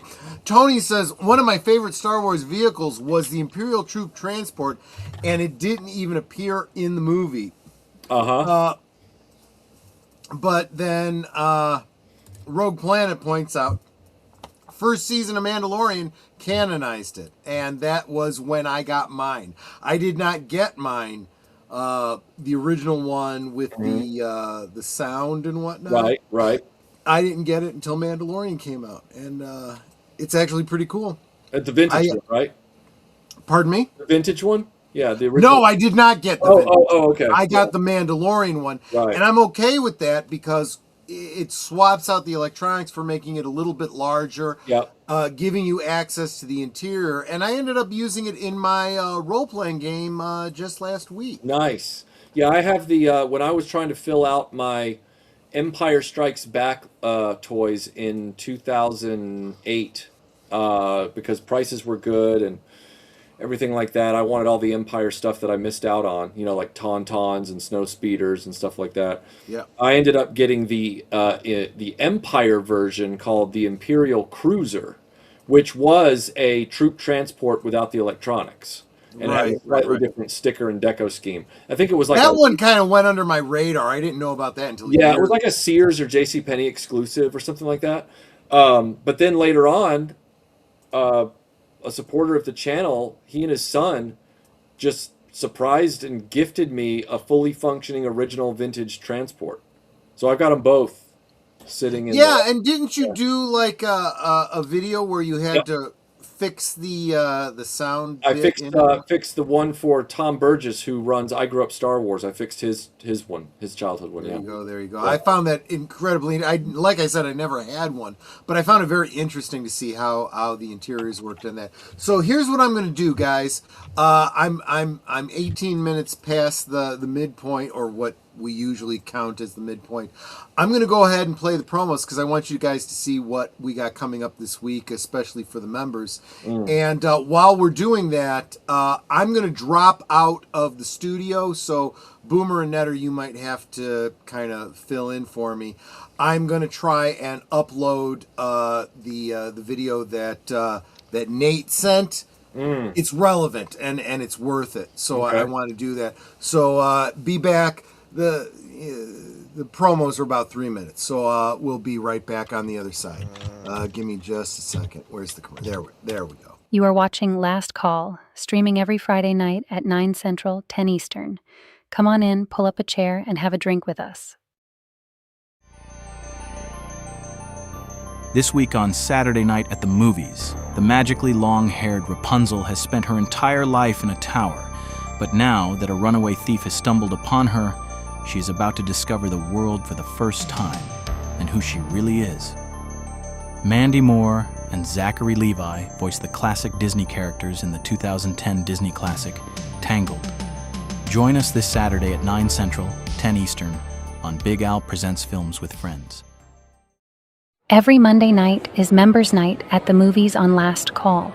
Members enjoy an exclusive watch party just for them, and you can join too for as little as $1.99 a month. This Monday is the real Star Wars Day, so Troy has offered a poll to the members. Would they prefer to see the original theatrical release of Star Wars again, or the primary inspiration for Star Wars, the 1958 Kurosawa epic, The Hidden Fortress? Currently, Kurosawa is in the lead, but voting will continue through the weekend, so members, please go to the community tab and vote. And if you're not a member, please consider it. It really helps support what we do here at Last Call. Thanks. Every Tuesday brings mystery to our affiliated channels, starting at 6 p.m. You are watching Last for them, and you can join too for as little as $1.99. Theatrical release of Star Wars again, or the primary inspiration for Star Wars, the 1958 Kurosawa epic, The Hidden Fortress. Currently, Kurosawa is in the lead, but voting will continue through the weekend, so members, please go to the community tab and vote. And if you're not a member, please consider it. It really helps support what we do here at Last Call. Thanks. Every Tuesday brings mystery to our affiliated channels, starting at 6 p.m. Central, 7 p.m. Eastern, when Deleted Scenes with Stephen Otten reviews an unreleased film with his critic associates, and you'll never know who or which until you tune in. Then, at 7:30 Central, 8:30 Eastern, it's live from Sparkwood, and 21 for a watch party, review and analysis of the mysterious town of Twin Peaks. Then, finally, Last Call with Troy Pacelli transports you back to Victorian England for an adventure with the premier detective himself, Sherlock Holmes. Join us every Tuesday for mystery and intrigue on all our affiliated channels. Did you top off your glasses? We now return to Last Call.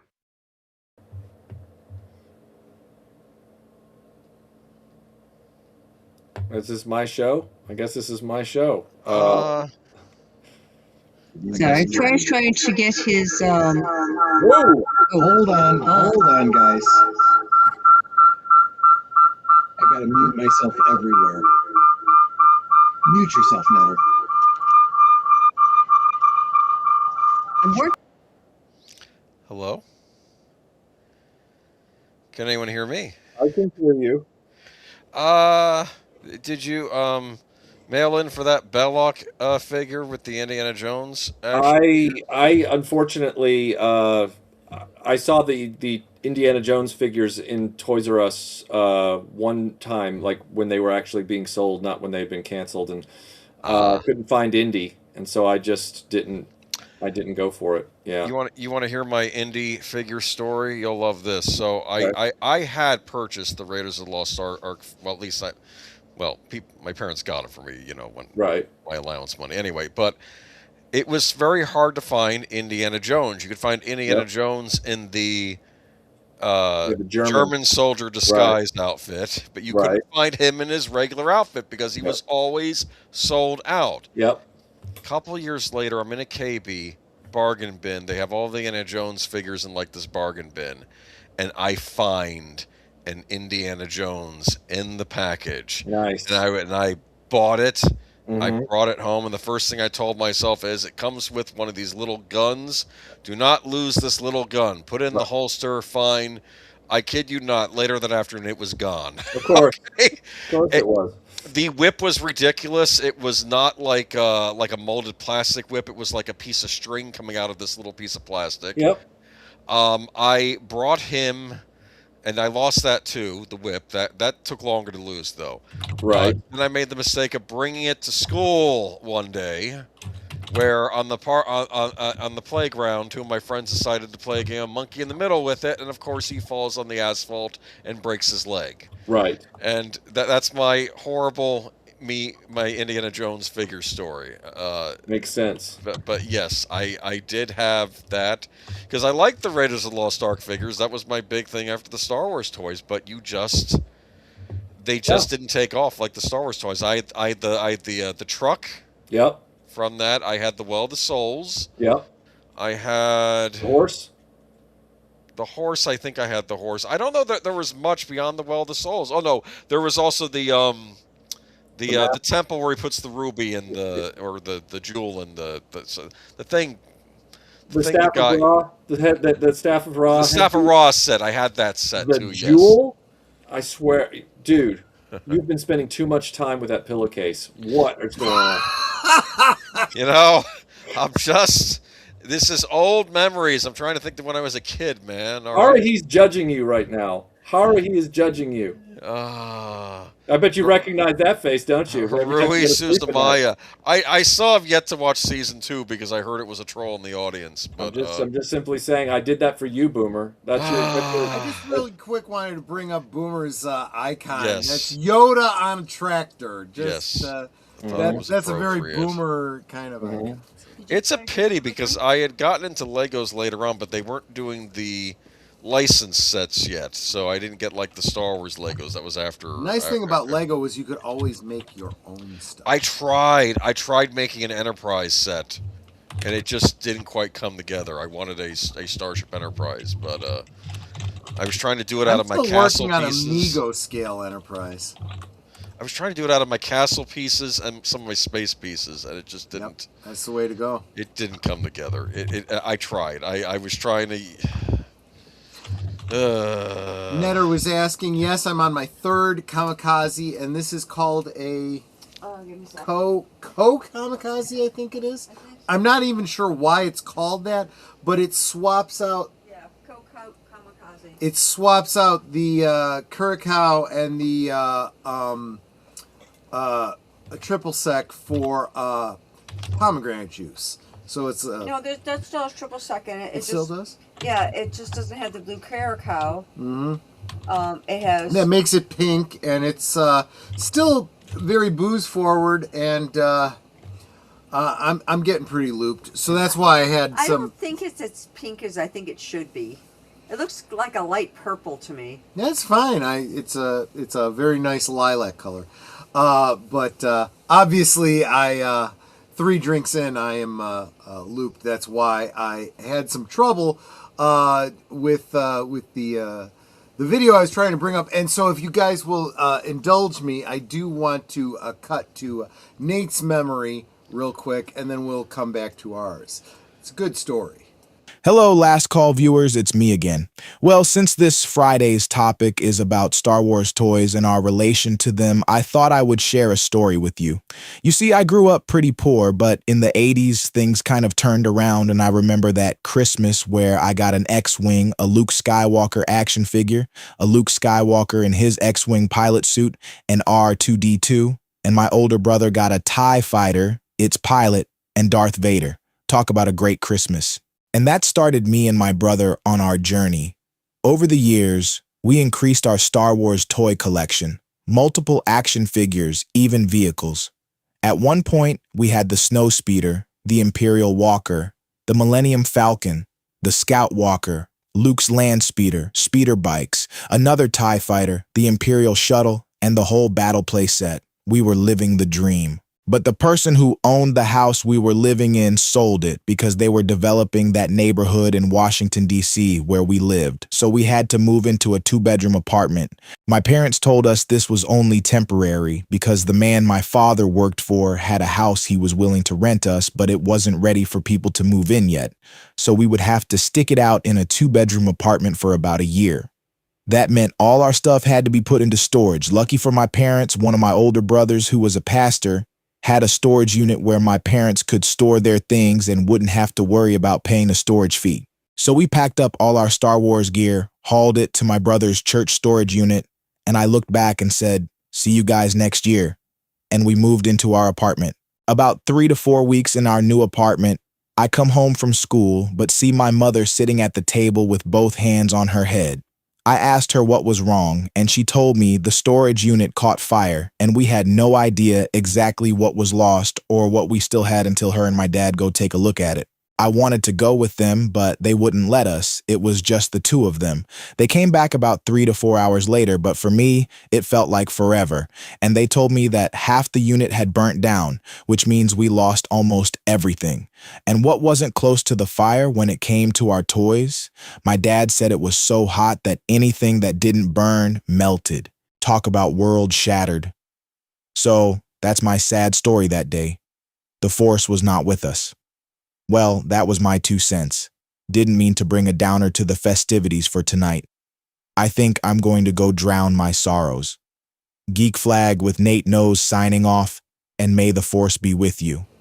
I know. Thank you so much for that story, Nate. I super appreciate you sharing.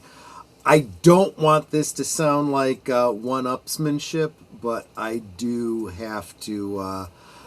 that is the perfect transition to my Star Wars story. Not how it started, but the transition. When Netter and I were dating, we met in 91, we got married in 92, and I think a lot of the people on the stream, a lot of the regulars, especially the members, I've already heard the anniversary stories and the whatnot, and how we got together and how my mom did not approve. Nope. And it was a real challenge. So when I say that I eloped, I really did elope. I took what I could carry or what I could get out of the house and moved. I got some of my comic books out, clothes, you know, some toiletries and whatnot. That's about it. Left behind all my Star Wars toys. And my mother was, let's just say she wasn't happy. And this was the same woman that when she realized I was still seeing Netter when she had forbidden me to see her, she tore down the picture of Jane Badler from V that I had up in my office. She tore it in half, and I was pissed. I was pissed, and that pretty much was what decided I was moving out and eloping. And I got what I could out, but I had to leave behind all my Star Wars toys, and I had almost everything in the 3 3/4 inch line. I had almost everything, and worth it, yes. But Netter said to me, she's tried to live up to it, and I've tried to hold her back from it sometimes. I'll replace everything that you had to leave behind. And she's been good to her word. She's been, when I say she's my enabler, because she buys all the Star Wars toys and stuff that I want, she's trying to be true to her word, but sometimes I gotta say, you know what, it's not that crucial. But I had everything. I had everything. The only thing I probably didn't have, my mother was really bad about, you've already got Princess Leia at home. You can't have the Bespin outfit. You can't have the Hoth outfit. You can't have the Endor outfit. You've already got Princess Leia. You've already got Luke Skywalker in, the original Farm Boy. You don't get Bespin. You don't get. Oh. Yeah. I didn't get a lot of I didn't have Han Solo in Hoth gear. Yeah, I didn't understand variations. I didn't get a lot of the variations. Dude, I had more variants than you did, and I wasn't even a big collector because I had the Jedi Luke, and I got a hand-me-down of the New Hope Luke from a cousin who gave me a bunch of the Star Wars. And this is partly why Netter is so forgiving when I go, there's a new figure out, and it's got more articulation, and yes, I already have this figure, but, I kind of want it. There you go. You had the updated. I had the original. I'm sorry. What? I'm sorry. I couldn't hear you over the sound of my childhood X-wing. Sorry. What? No. Bring it up. Bring it up. Because you've got the battle damage that you can't remove. Congratulations. Well, I've got them all now. So this is just the childhood one because this is childhood memories. So I'm bringing out the childhood stuff. I don't suppose you have the batteries in that, do you?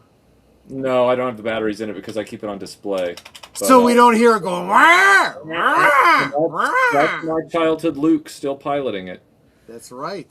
So. Who was generic enough that he could stand in for Biggs and Wedge and all the other. Right. What am I looking at? What Geek Flag is saying. Oh, let me bring that up. Troy, I'm sorry, man. But my story is much sadder. As a child, I lost all my Star Wars toys. Answer, grown man, you lost yours. No. Yeah, mine was a choice. I had the choice, and I had to leave them behind. I'm just saying, man. So you're saying you chose the love of your life over your toys? Yes, that's what I'm saying. And I want to say hi to a great supporter of the channel, the Peter Venkman fan site, Peter Venkman fangirl. Welcome. I'm so glad she is so wonderful about sharing out the streams. Even when she doesn't stop in to say hi, she's sharing out the streams, and I super appreciate her. Hey, Boomer. Yes. I'm getting a call in here from your girlfriend. She wants to talk to you. Oh God. Dude, I barely remember that anime. Wasn't it like the Twilight Zone episode with the kid that could create anything out of his mind and he had godlike powers, so they had to keep Rui Suzumaya fascinated. Danger, Will Robinson, danger. The world. Anyway, you know something. Considering I'm a redhead too, I don't appreciate that comment. Okay. I gotta say this. We haven't even gotten into this element of it, but I scored a Palatoy X-Wing cheap. No lights and sounds, though. They cheaped out. I agree with you that's kind of cheaped out, but in a way, kind of better. Because honestly, you have those batteries in there, and you leave them, and they corrode, and they screw up everything, and the sound effects were terrible. That annoying sound didn't sound anything like. And you know what? I would have preferred a pallet toy. I honestly would have. If I had it to do over and I could get a pallet toy, I'd have, and then I could put my own LED light in there, do my own customizing. Just my thought. But, so that brings us back to what I said in my monologue about the, who had the Death Star? I did. You had the Kenner Death Star, the multi-level. Yep. How about you, Michael? He probably left that there to taunt me. He's on mute, so he may have stepped away. Anyway, let me tell you about the reason was okay. First, let me. No, I didn't have the Kenner Death Star. I bought it at a garage sale. I bought it at a convent school garage sale raise money for the school thing, from the kid whose older brother was the one who had it in his room when I walked in and didn't know what I was looking at. And so, like, I did context clues and realized, wait a minute, that's Kenner. Wait a minute, that's got to be a Death Star. When did they make a Death Star playset? Why can't I get a Death Star playset? And then a year later, they had that garage sale, and they sold that Death Star for $2, and I was the buyer. And I turned around, and I replaced all these parts on it, and that's the one that I restored on camera for retroblasting. So wow. that Death Star sitting up there, that's Parker McLaughlin's older brother's Death Star, but not anymore. It's mine now, bitches. It's mine now. Yeah, it's the Death Star of Theseus, right? So I had it in childhood, but it was missing parts and it was late in the game. I got it in like 86, like 87, something like that. Yeah. But I have it, and I had it as a kid. So that's fair. I got it brand new, fresh in box. Wow. Because I was spoiled that way. Left it, and that was one of the things that I had to leave behind. Mm-hmm. And Netter got me one on eBay. Mm-hmm. And obviously I have no room to display it, but I've got the thing. Right. And I'm like, I really want to. And then I start looking and seeing what people have for 3D printing and stuff. And it's like, yeah, I think I'm going to recreate that, like floor to ceiling bookshelf type of thing. Different levels, Oh, Master Son! Oh, good to see you around here. My toys were in the attic, and while I was at college, my mom sold the house. She had someone go get them out, but seems as if he kept them. Oh, wow. God, that's... Oh, God, that's wow. Horrible. That's horrible. At least my mom took my stuff and sold it and kept the money herself. I think that was pretty bitchy of her, but that's a whole other thing. So is that an original Return of the Jedi? Yep. Yeah, this is we had two because I had a brother and I have both of them here. I can always tell that this one's mine because it has a little. It's going to be hard. It has a little broken off detail right there. A little detail.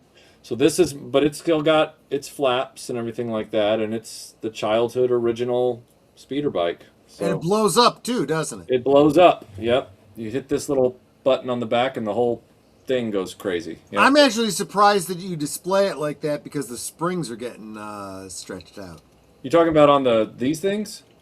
Or are you talking about on the release? No, I'm talking about the springs that cause it to flip apart. Oh, well, but what's the point of having it just sitting in pieces on a shelf? I know. I'm just saying. You know what? I have confidence that if the springs wear out, I can replace the springs. I'll do whatever I have to do. That's fair. Yeah. I dig it.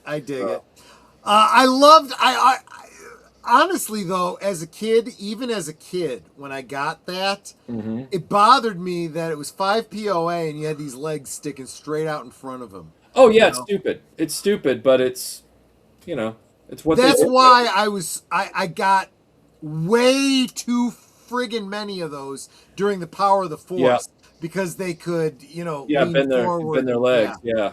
They still had to. They didn't compromise on the position of the grips though. So right. So they still had these huge hands that were like grabbing. Yeah. It's funny. There's and you've done some videos about this too, the 90s Power of the Force figures. Yeah. That was for all of us that grew up with those. That was nostalgia bait, absolutely. But at the same time, they sold figures that they didn't put out in the original series. Right. And you're like, I can get that Dagobah Luke. Right. That looks more like Mark Hamill than Right. the cartoony one that they did back in the 70s, Yeah, they're trying to. Which one was the Dagobah Luke? Was the one that's just in the tank top, right? Right. Yeah, because they didn't make him in the Kenner, and the other one that I kind of got way excited about when the '90s line came out. I don't know why. I got really excited that they came out with the spy and Mos Eisley with the long snout. Right. Like, oh, they're doing him. Like, I don't know why. I hated the molded plastic capes. Oh, those sucked. Those were terrible. Darth Vader and the Spy and so many others. I have since, look, you can say what you want about the super ultra buff figures. I kind of like the ultra buff Darth Vader and Chewbacca. Those two deserve to be buff. The Chewbacca, he is a little Sasquatch, though. Like, there's a yes, little, he is, and I like it. I just feel like the Darth Vader I'm with you on. The Chewbacca, he's looking a little. I mean, now he looks a lot closer to, say, how Chewbacca was drawn on the cover of a Marvel comic in the 70s. That's true. That's very true. I would also say you might let's be fair. You might also be reacting to the fact that if you take that Chewbacca and that Han Solo, you can't fit them together in the cockpit of the Millennium Falcon. Horrible. I know. Yeah. I know. I've got a video about that myself. Horrible. Yeah. So before I get into how I started with the Star Wars toys, Age of Boomer, you kind of fall between me and Michael. So what was your history with these? Here's what it is. Star Wars came out in 1977, basically around now, like a little after I was born. So Star Wars was always in the background in my childhood. I don't know what my first toys were. I know I was getting toys around the time of Jedi, and then I ended up getting, like I said, I got a big box of hand-me-down Star Wars toys from my cousin, and that's where I got the Death Star from. Because I think that was the only set for the big figures I had. It's hard for me to really think about the time frame, but I remember I was playing with them up till like age 6 before I moved on to other things. Because I think my 6th birthday was the last birthday I got Star Wars toys. I remember that. I remember getting those miniature sets that my dad got me. The ones with the Cloud City, the Battle on Hoth, and the Death Star miniature sets, and I loved those. I know you were more about the larger figures. Yeah. I actually liked the miniature sets with the metal miniature stormtroopers and Luke and all that. They were neat. You could do things in the sets like you could press a button and throw Luke out of the window on Bespin. I remember that. My dad also got me a die-cast miniature Millennium Falcon, which I think was part of from the New Hope days, where that was like they decided those weren't going to sell. I don't know if they made any others. They might have done one for a X-wing or a TIE fighter as well. But I had the Millennium Falcon. They did.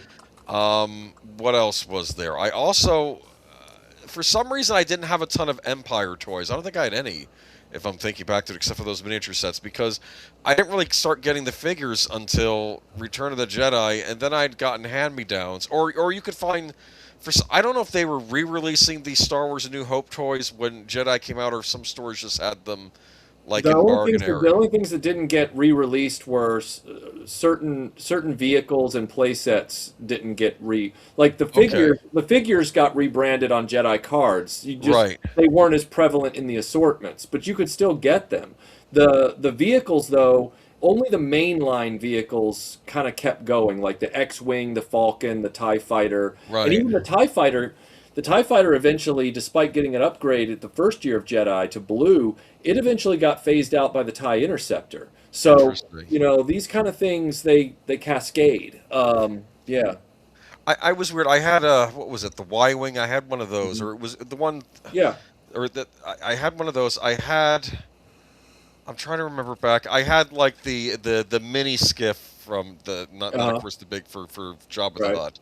Yeah. I had from A New Hope though. I got one of those lizard creatures. The stormtroopers. Dewback. I had one of those because I saw that in a store. Yeah. And I was surprised to see that even as a kid because I'm like, wow.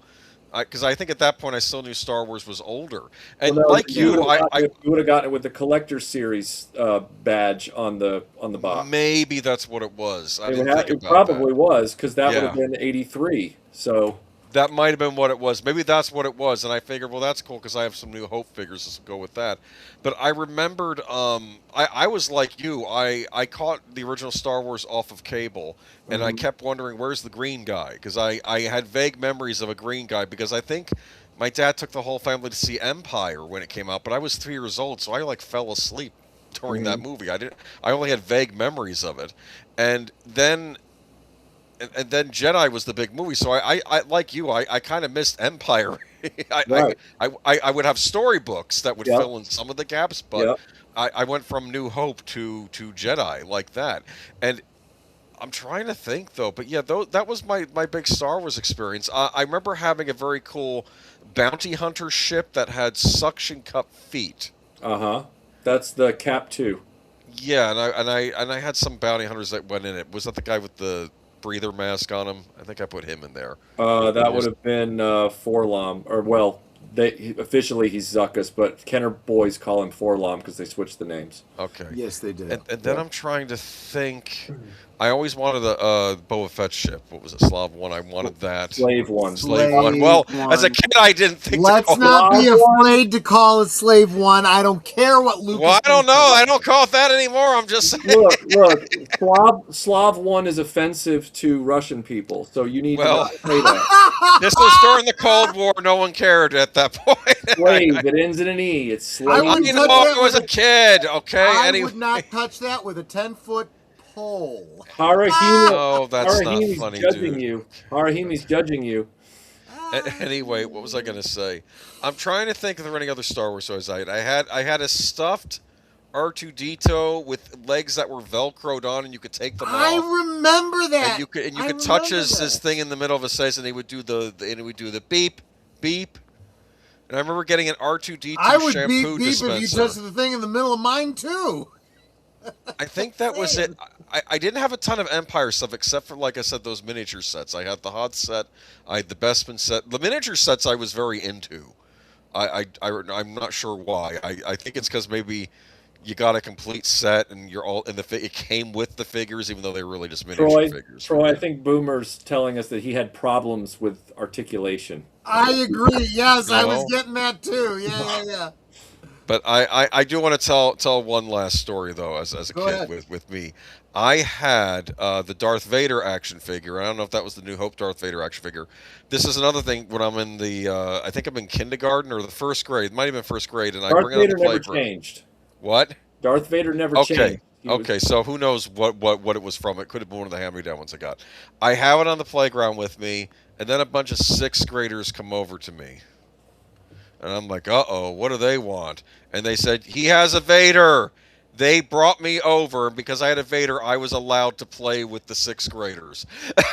Because because apparently they didn't have it. They needed a Darth Vader to do their reenactment, whatever they were doing. I guess this was right before Jedi came out, or did Jedi come out during the summer? Yes, May 25th, 1983. Why do I remember it as oh, wait a minute. It must have had legs, and it kept playing even into the winter. Oh, yes, it did. Okay, that's why I'm getting confused, because you're right. That was a May. Again, this was the earliest days of home media. So movies that were selling out tickets, they kept in theaters. Yep. I had the Jabba the Hutt set. Remember the Jabba the Hutt, and it came with that thing you could put the figures in underneath them. I had the Rancor monster. The Rancor monster was a request. I remember saying I want that. I want the Rancor. I remember saying that, Mhm. and I wanted a Grimorian guard to put in his hand so he could eat it. You know, so I Right. remember that. Yeah, but that's about the extent of it. Like I said, I moved on to Indiana Jones like the following year because I thought, oh, this is the new thing now since they're not doing any more Star Wars, and then. They did nothing for Temple of Doom except they had those weird large figures that I did not want, and I'm like, okay. Oh, that was dude. LJN. What? That was LJN. That wasn't Kenner. Yeah. The game company? Michael Yeah. has videos about all of the Indiana Jones. Another thing figures. LGN screwed Go up. check them out. Go check them out. Absolutely. LGN made some horrendous video games. You're right. Michael has videos about Indiana Jones figures that weren't Indiana Jones figures. Definitely go check them out. Go check them out. No, it's LJN was making toys before they were making video games. Makes sense. They were responsible for the Dune toys. They were responsible for the Thundercats. They were responsible for yeah. Their problem was they were late to the game on most things and in the wrong scale. Yes. Yeah. That was the problem with LJN. Mm-hmm. They made a good Alien 3 game. I like the Alien 3 game. And they hated thumbs for some reason. See, this is why I cannot pin down Boomer's age. He is anachronistic, isn't he? He will sit there and be like, "Yeah, I know, I'm between you and Troy in age," and then he's like, "I thought LJN was a video game company." I'm like, "Are you like a millennial that was born in like '89?" No, I'm a young Gen. Okay, let me understand. This is part of the problem with us older folks. Okay. We're oftentimes late to the game on things, so you might mistake our talk, our rhetoric for younger because we're just slow. Is all it is. I was a weird kid. Okay, in fact, I think no. I think now You're they a would weird label. Adult. I realize now that what I was what they call a monster kid, which I didn't realize was a thing. Nice. But when I was able to get my hands on the Universal Monsters action figures, I was very excited. Though I was annoyed that they didn't have sets for them because I wanted sets. Got really into those, and I like those Mad Scientist kits. I don't know if you remember those at all. Yeah. With the alien autopsy where you could rip the guts out of the alien with the slime. I like the real Ghostbusters story because again, it's still monsters, it's ghosts and stuff. So I really got into that stuff after Indiana Jones. In fact, Indiana Jones I think was the stepping stone because of there were mummies in the Well of the Souls, and I did research on what's the mummy. And then I watched the Boris Karloff mummy movie, and from there I moved on to other horror movies. So, I'm tracing my trajectory. That's interesting. I want to welcome Jamie Lynn, and Elsa Lancaster was a babe. There's no doubt about that. Oh, wait a minute. Who was that? The Bride? Elsa Lancaster, the Bride of Frankenstein. The one who I liked the most actually was the Baron Frankenstein's niece from Frankenstein Meets the Wolfman. I liked her the best. But she was, well, and let's face it, Jennifer Beal as the bride. I'm not, I'm trying to think, though. She was the best thing about the L World. I never saw that. What am I talking about? I had trouble getting into the toys after that, though. I should have given G.I. Joe a chance. I think I would have. I think if I'd given G.I. Joe a chance, I would have liked it because I remember being over a friend's house and saying these vehicles remind me of Star Wars vehicles. These are very cool toys. So in fairness, Boomer, you didn't know, and knowing is half the battle. My favorite, Michael. My favorite cartoon show of that era was only on Nickelodeon. It was called The Mysterious Cities of Gold. That was my big favorite cartoon. I'm aware of it. I'm aware of it. I'm also aware that you bypassed G.I. Joe and got into a different kind of O-ring. And Hara too. Okay. Hara, he knows. Hey, dude, man. Look, man. You don't understand. It was the collector's sets on the right stuff were cheaper than the normal DVDs. I thought I'm getting a bargain. I'll get this neat swag, and I was like, why am I getting pillowcases? Oh God! And I'm like, then you realized why, and you were like, oh. No, I had Empire Strikes Back pillowcases. Boomer, on the other hand, 15 years later. You know what? I had the original Star Wars. Right. Sheets. I had Star Wars sheets and I had Jedi sheets. Window dressing. I had the whole bit. I still have a sheet set, pillowcase set, and I think maybe the comfort set that I am trying to sell. But when did you get them? Was it after we got married? I didn't get before we got married, dear. I got them for you. So let's pivot to Netter. Netter, is your whole history centered around me? I mean, let's just be honest here. I probably saw Star Wars in the theaters when it came out. But I wasn't like, into the toys and all that stuff because I was a girl and girls weren't supposed to have toys like that. Those were boy toys. That's why they made the 12-inch Princess Leia, though. Oh, please. I know. But since then, yeah, everything Star Wars is you. It's kind of true. She's my enabler, and I corrupted her in that regard. Yeah, in fact, we have a 6-foot Millennium Falcon that we got because I'm his enabler. Those of you, we were talking about those Power of the Force 2, when Toys R Us was doing the promos, they had the vacuform Millennium Falcon hanging in their stores.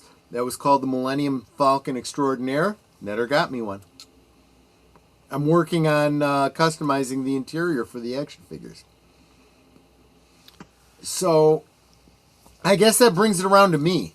I am the oldest Star Wars fan. Not the oldest person on the panel, but the oldest, original Star Wars fan. I was, let's see, Star Wars was 77. Yes. I would have been about 6 years old when it came out. I was the perfect demographic for that. And I saw it the year that it came out, that summer. I didn't see it like, March, April. No, it came out in May. May, June. I didn't see it until like July. At a drive-in, my uncle took me. And I couldn't stop talking about it. And I was just fired up about it. And I wanted those action figures. And couldn't find them. And this predates the internet, so I didn't know about the early bird special. So when I finally did get them the following year for Christmas, and I saw on the back that Luke had a telescoping lightsaber. Well, wait a minute, my Luke Skywalker doesn't have a telescoping lightsaber. Why is that? Only come to find out that was something that was I missed out on that. Because you only got that if you got the early bird special, right? That I didn't know about. So I also didn't get that display that I saw pictures of, right? Oh. So this is part of the whole nostalgia thing for adult Troy. When Hasbro puts out, the display, without the pegs, you got to supply your own pegs. That's fine. Right. I'm like, you know what? I want that damn thing. When I see Stan Solo is putting out telescoping lightsabers, fuck it, I'm going to get all 4 colors of them. Right. And I'm going to use them in my vintage, figures, Sure. I mean, there's a green one, and there was no telescoping green one, but why not? I have to admit, I didn't realize at the time, but I was spoiled. I got the Death Star playset when it was new, in box. It's one of the things I left behind. So Netter got me a replacement on eBay. Actually, I think she got me 2, which is nice because so many of the pegs broke off. You got to be able to. Yep. The AT-AT. I wanted the AT-AT so bad. I had the curse of the birthday closest to Christmas. Yeah. So January 8th was my birthday. Oh, that sucks. Yeah. So, but I'm in good company. I share the birthday with Elvis Presley and David Bowie and Shirley Bassey and Dr. Stephen Hawking. So that's not so bad.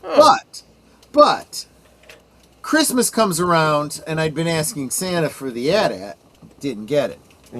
Because apparently my mother felt that I was not a good boy that year. Uh-oh. What I did get was the AMT Ertel model kit of it, which hurt. Yeah. That hurt. And my mother knew exactly what she was doing when she got that for me. Cruel and unusual. Yes. But imagine my shock when, come January 8th, the big gift that I got was the AT-AT. She's like, I hope you learned your lesson. I'm like, I did. Right. I don't know what the hell I did wrong, but I learned not to piss you off. Right. You know, but so I had the AT-AT. And so I was real big on replacing all these things during the Power of the Force era. Right. Now, Michael, you're a big vintage kind of guy. Oh yeah. Do you prefer vintage over slight improvements that we saw in the Power of the Force and maybe later Hasbro? I actually really like what they did with certain aspects. Like I loved the fact that when they updated the TIE Fighter, they got rid of those big wing panel stickers that always dog-eared and peeled off. Yes, where it was textured instead, yeah. Right. And I don't really have a problem with them gutting the electronics. I think the electronics are just a pain point, and I agree. Yeah. Now, that being said, while I admire the Power of the Force stuff, and I've had some of it in my hands over the years as far as duplicate, like I had the Power of the Force A-Wing for many years before I had the original one. Yeah. I think the Power of the Force A-Wing is stellar. I think there's nothing wrong with it. Did I eventually get a vintage one, and then did I eventually give away the Power of the Force one to a friend? I did. But it wasn't to denigrate or indicate any denigration of that toy. It was just I ended up collecting the vintage stuff. You know, I had the Power of the Force 2 AT-AT. I think it's a stellar redo on the Kenner AT-AT. I think it's awesome. But then when I got a vintage one complete and nice, I pushed that one along. Role-play toys. I thought the sound effects and the soundboards for the Power of the Force Stormtrooper blasters were stellar. I thought they were awesome. I agree. I hated the colors they put. Yeah. Yeah, because the Power of the Force ones actually had the movie sound effects. Right. The problem was that the Power of the Force ones were made in these gaudy colors. Yeah. You know, they looked like Super Soaker colors. You know, it was right, white with orange and shit. Right. So like, ultimately, I would end up with stuff like this. You know, in my collection. You know, I want the original. But yeah, like I think the Power of the Force 2 stuff has the Kenner updates on a lot of those original molds for those various toys. I thought they did a stellar job on them. I have nothing bad to say about them. I love the way the Power of the Force 2 X-Wing, they finally, even though it was the Kenner mold, they incorporated the wing lift sound effect when you pushed R2 down. So you push him down. Oh, I didn't even realize that. Yeah, it was. There was some really neat stuff going on there. Like I really, and I'll say this much: the only vehicle I thought they did a disservice to with the updates was the Falcon. I think the Falcon was a misfire on the 1995 line, and they got it right with the original trilogy collection redo on it. I agree. Where they did all the LED and stuff properly, and that's a beautiful version of the Kenner mold.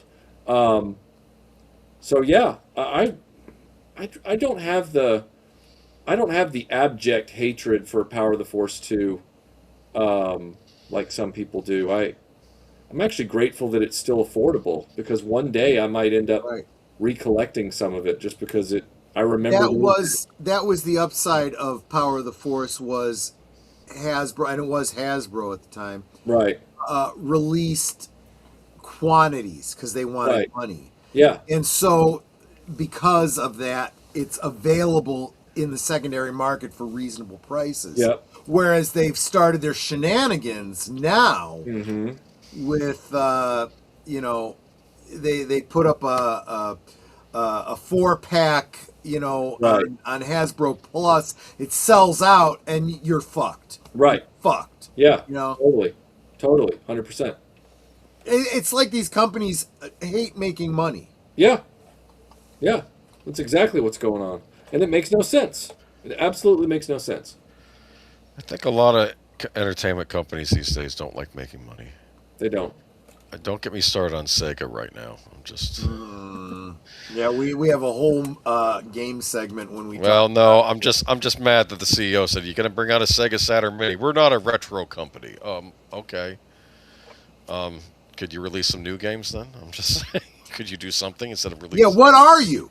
If you're not a, you know, I just, I get annoyed. Apparently, they did a sizzle reel with all the stuff in the works. We still haven't seen it come out except for the Shinobi game. They did that recently, but that was about it.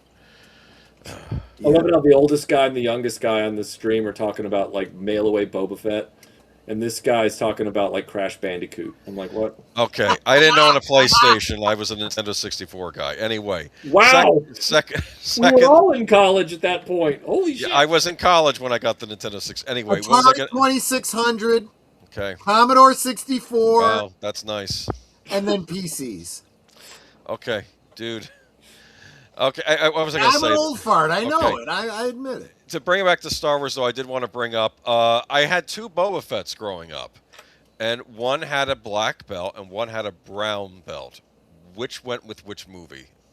That's what I'm curious about. Okay. Boomer, I got to get you off of this because you said that with the Darth Vader thing. Let me say it again. There were not material changes to baseline figures throughout the 3 films. There were simply factory variations on. Yeah. Well, yeah, but did they just paint the belt a different color? They didn't paint. And what I'm saying is, you may very well have had a Boba Fett with a darker brown belt and a lighter brown belt. But those 2 things were not consciously done for Empire or Jedi. Right. They were mixed in the whole time Boba Fett was happening. Oh, okay. I understand what you're saying. Yeah, see, this is like the multi. They run out of black paint one day and they say just use the brown paint. No. It was different. I can illustrate. Stand by. Whether or not you got it from Taiwan or China or, you know, some other country, there was like 5 different variations of Luke Skywalker hair color, and they all came out at the same time. So if you were chasing those, you literally would be in the store thumbing through them looking at the same time. It was not, you know, that one came out at this time and one came out at that time. It's that one came from China, one came from, you know, maybe US. I don't know if US produced things. You know, Taiwan and so forth. Let's go big on this because he's got. Okay. So if I can get Boba to hold his damn gun. All right. So this is Hong Kong Boba Fett. This is the one that people consider to be probably the most common way that we got Boba Fett. Okay. Yes. This is Taiwan Boba Fett. You can see immediately the difference. Yeah. It's not just the belt color, it's the color of the blue, too. Color of the blue and everything else. And then you've got the infamous one that I don't have, which is the almost like white blue. They call him Tri-Logo Fett. He's got like the white blue. Was that the Canadian one or something like that? I think it was the one that was sold in Europe sort of right at the end. Yeah. Like that. England, stuff like that. Did I just hear somebody whimper? No, that was me. I'm just like, oh, that's interesting. Okay. And I got one more example. Stand by.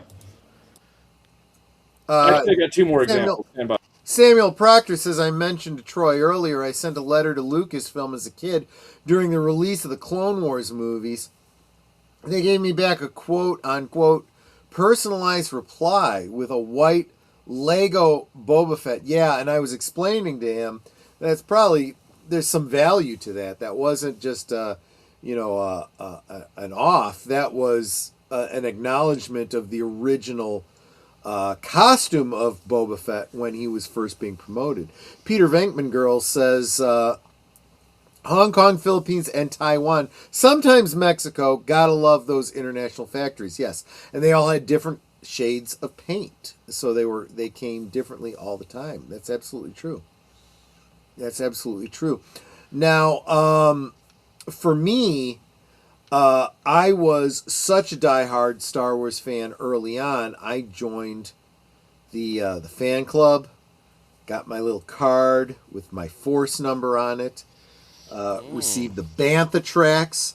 So Bantha Tracks was it was a gatefold. You can't even call it a newsletter. It was a pamphlet, really. But it had interviews with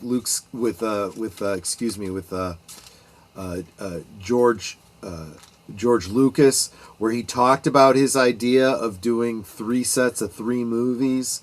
And then he went back on that and said, no, I never said that. Sorry, I got the Bantha Tracks that says you did. The second trilogy, which would have had Luke searching for his lost sister. Right, exactly. He didn't mention that, but yeah, that's true. And the Emperor was going to be the main villain in that trilogy. Greedo. Right. This is the Greedo that most of us would have gotten. Yeah. Unless it was the one distributed by Palitoy. Yeah.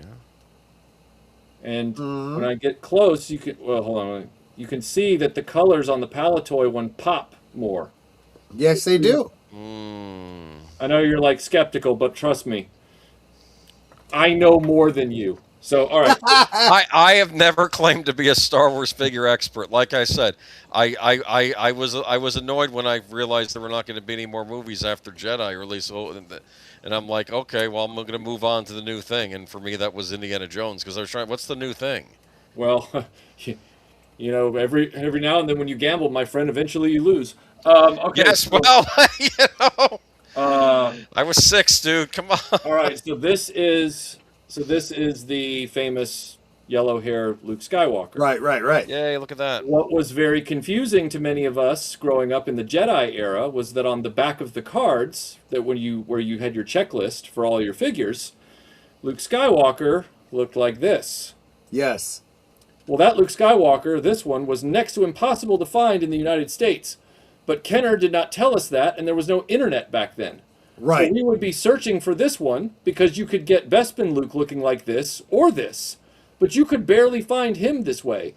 On the Empire card backs, when they went to the Empire era, there's a version of this Luke Skywalker that has very dark brown hair, but he was only sold, you know, in certain regions, and I don't think that was intentional. I think that was just by happenstance. Like, it was, you know, certain people were able to find him more easily than others with the dark brown hair. The only one that I can safely say was a figure that was updated in the way Boomer's thinking, where did they change things for the next movie?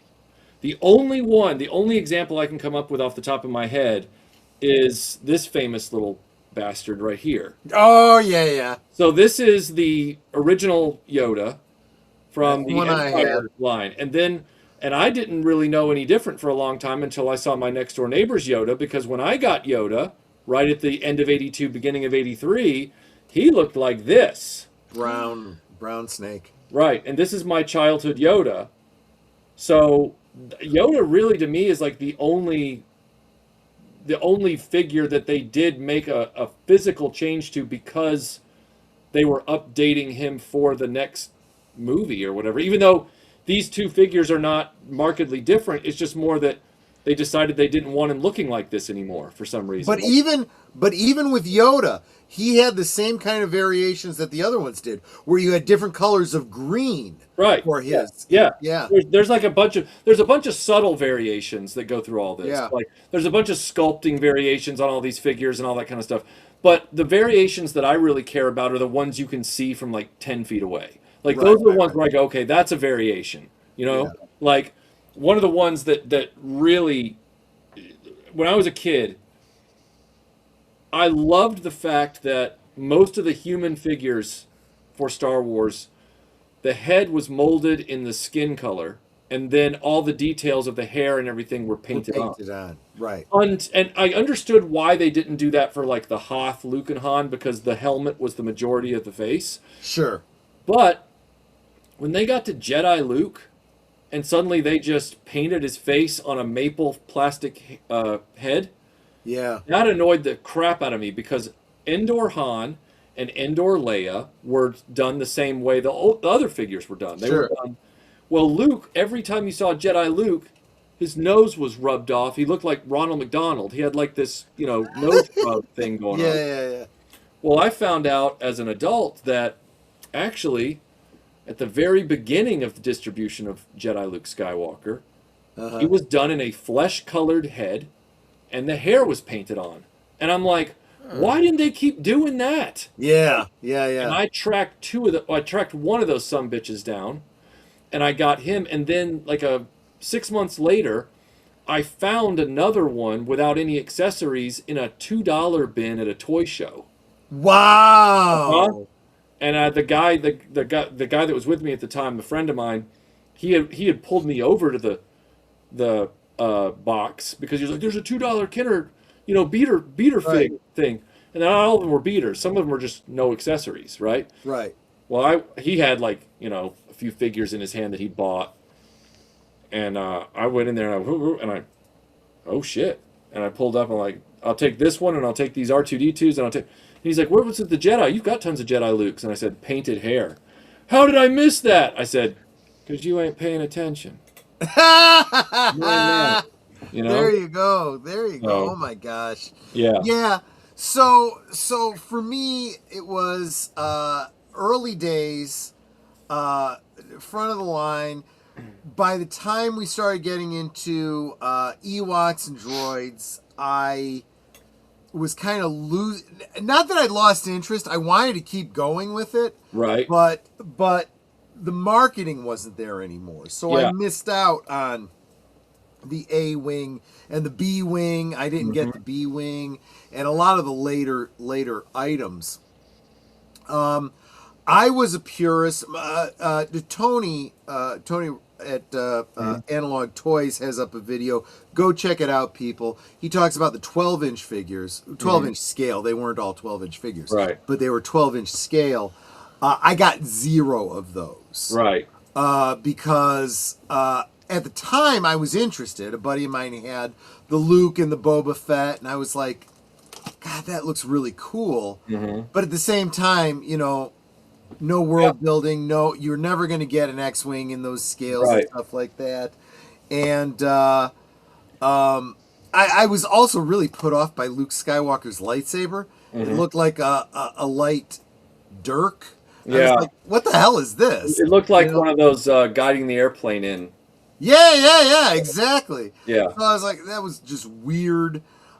Did get some of them when they re-released them in the 90s. Slightly smaller. Kind of like those.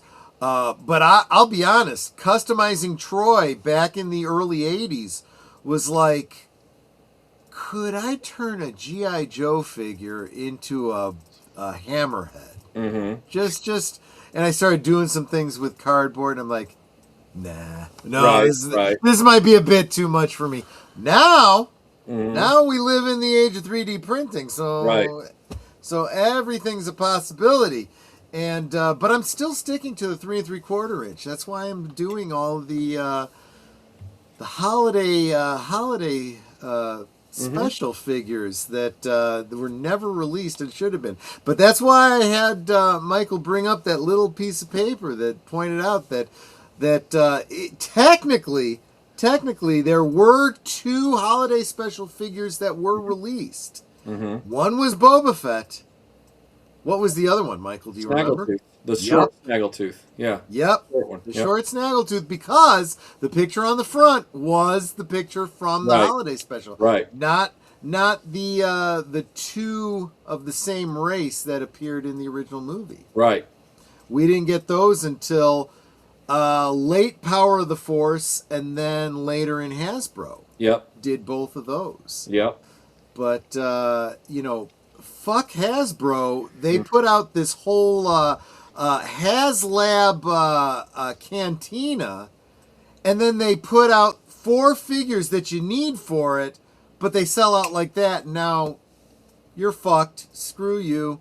Let's hope they re-release. I actually have a tab open that I refresh every day to see if it's... What figures were they?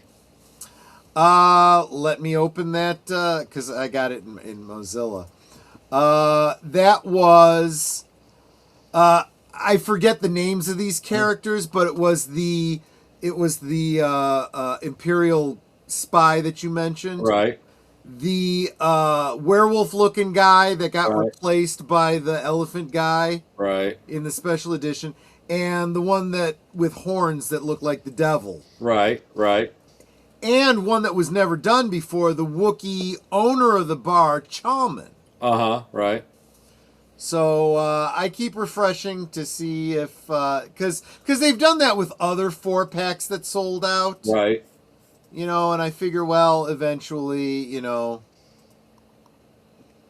eventually they'll get their heads out of their asses and go ahead and here's one make money again. Here's one for you, Troy. What's that? Let's see. Oh, what's that? Well, I'll show you.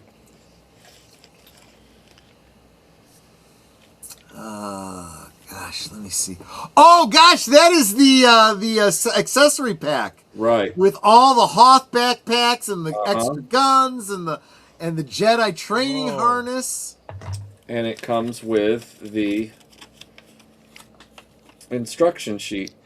How cool is that? How cool is that? Yeah, so those guns were not anything new, but they were replacements for those of us that had lost those guns. Yep. The Jedi harness we didn't have before. Right. Same with the Hoth backpacks. We needed that for all of our Hoth characters. Yep. And it wouldn't be until Power of the Force that they would re-release that Jedi training harness with the Luke Bespin. Right, and they did update the Dagobah playset in the Kenner run. The original release, which is the box that I have for Dagobah, it doesn't have it on the front, but the later releases of the Dagobah playset, they added that backpack in as an accessory. That came I didn't know that. And they put a special graphic on the box that says, with Jedi training backpack, that shows the Bespin Luke figure with Yoda in the backpack to let people know, hey, this comes with this backpack too. Like, it's a shame that they didn't think to put out a Dagobah Luke at that point. Right. Because you still had to use your Bespin fatigue Luke with that. Yep. And I just imagine him being really, really hot and not being able to take off his jacket. Yeah, that would be terrible. Yeah. Stank. Well, and you actually have that particular outfit, so you know how warm it might get. Oh, it gets toasty. Given that the pants are like fly fishing waders underneath the jacket. So are they wool? No. Okay. They're like a cotton gabardine or something like that, like a twill. It does breathe, but still kind of warm. Oh yeah, well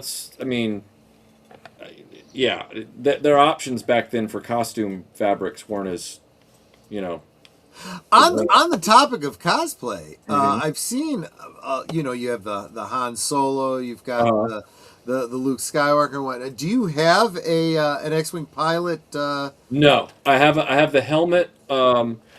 The helmet replica from EFX for Luke's Snowspeeder Empire Strikes Back helmet.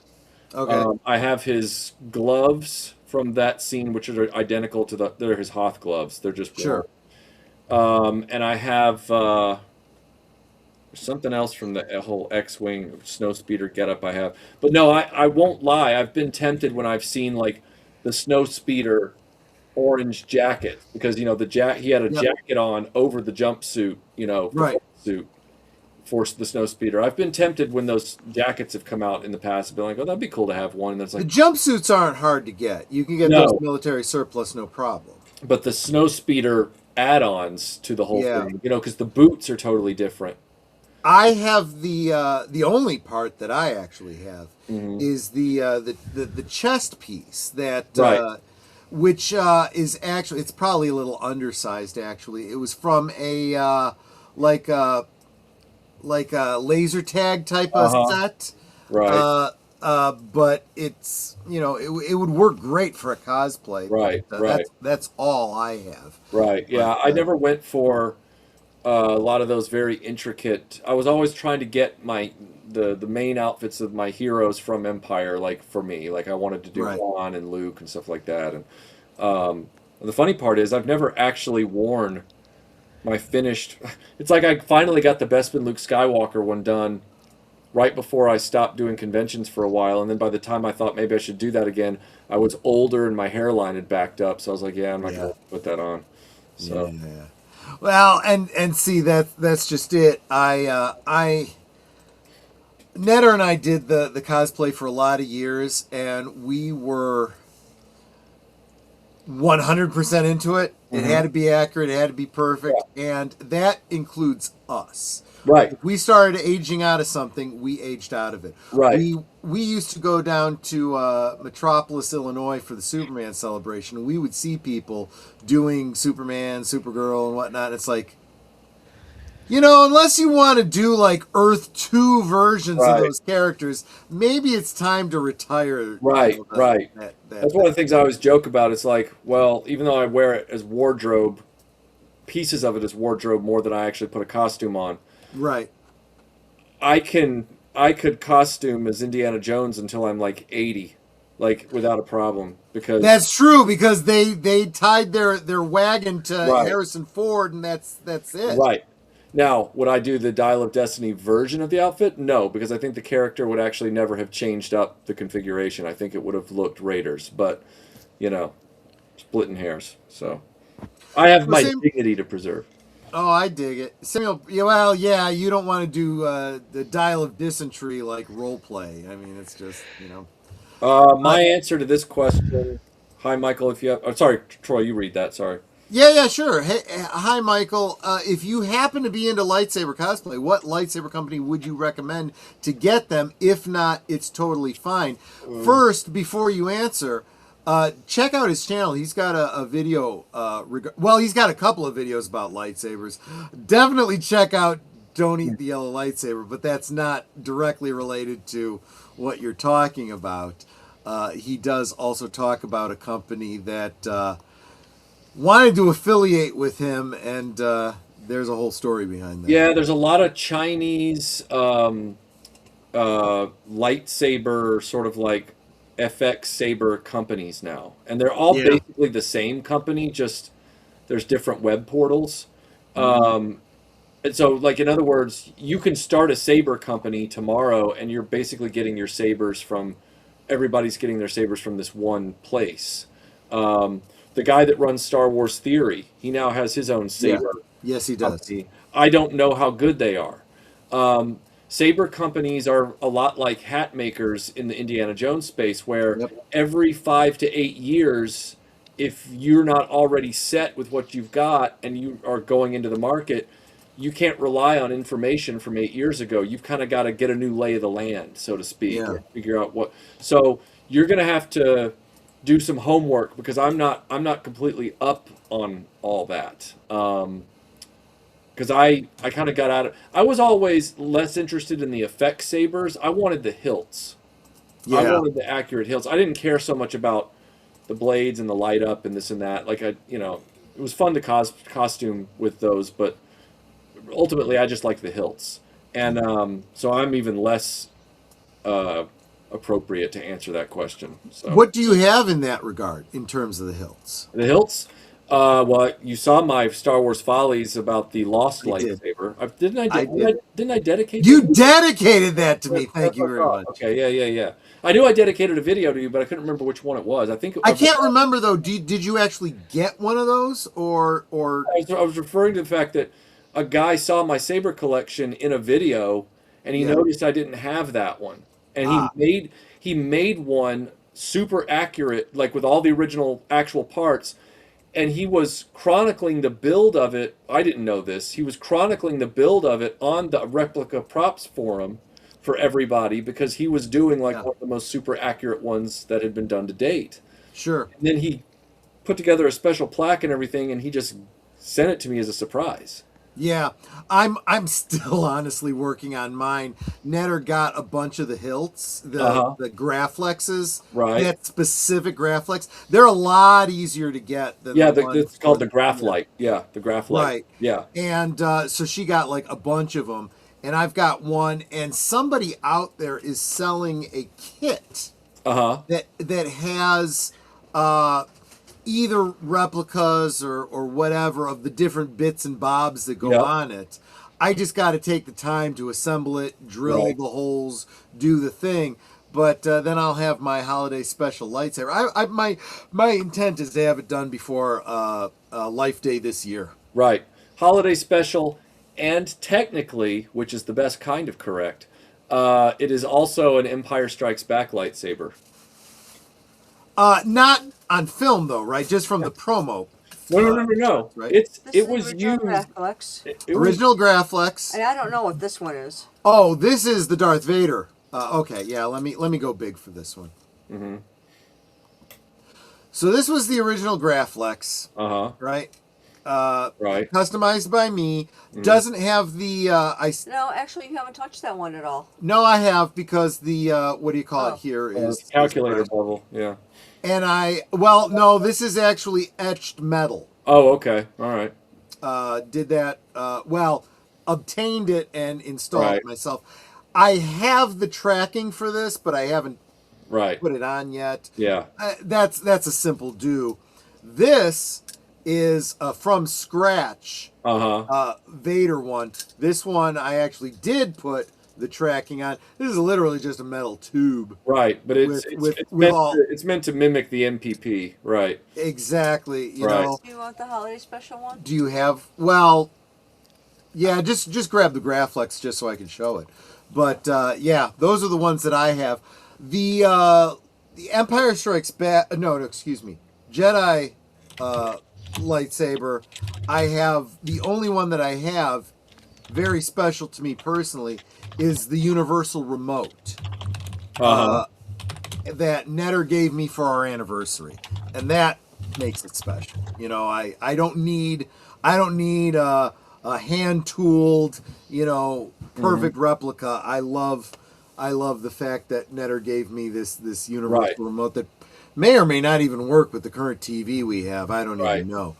But yeah, that's my bag. Yeah, you kind of get that, and I think I've tried to explain it to you before, Michael. I think everyone else understands. Special. Yeah, so this is a completely not yet customized, just the Graflight.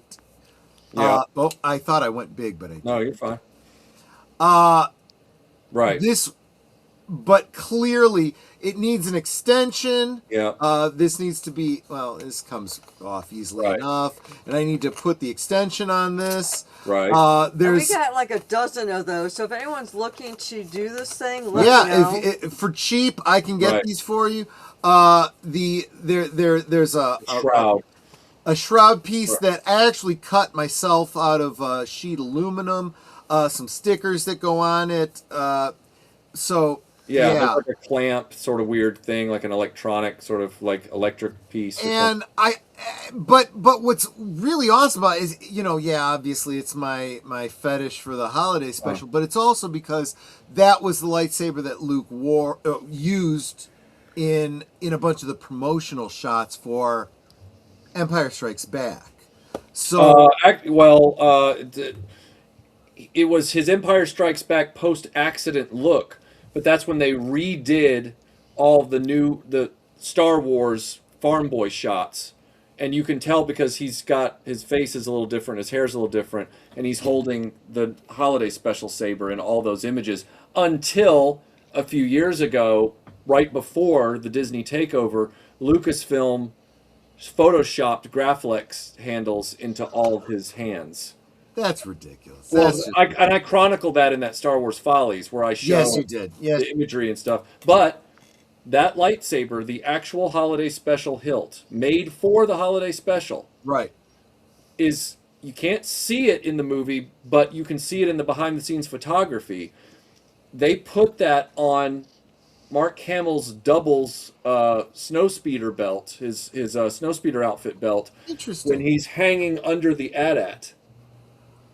Interesting. So, because they were getting the shot of him disconnecting the insert of him disconnecting the cable. There's like this close up of the cable going click, and falling off. Yeah. So they needed that shot. Well, they shot that in California as a pickup, and they did that with a guy from ILM who came in who was Mark Hamill's size and everything. And you can see in the behind the scenes photograph the holiday special lightsaber is on his Nice. belt. Yeah. Nice. Mm-hmm. That's pretty cool. So I actually have a display. I don't have it up, but it was something that a buddy of mine got me. It's this plastic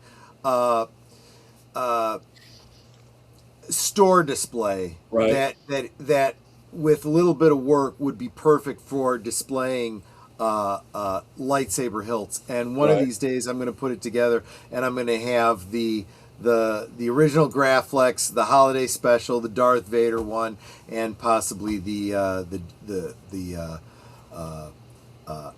Return of the Jedi one, just for my own sake, you know, like a katana display or something like that, you know, just because that's how crazy I am. Now, look, we are, I don't know how many, 2.5 hours into this talk.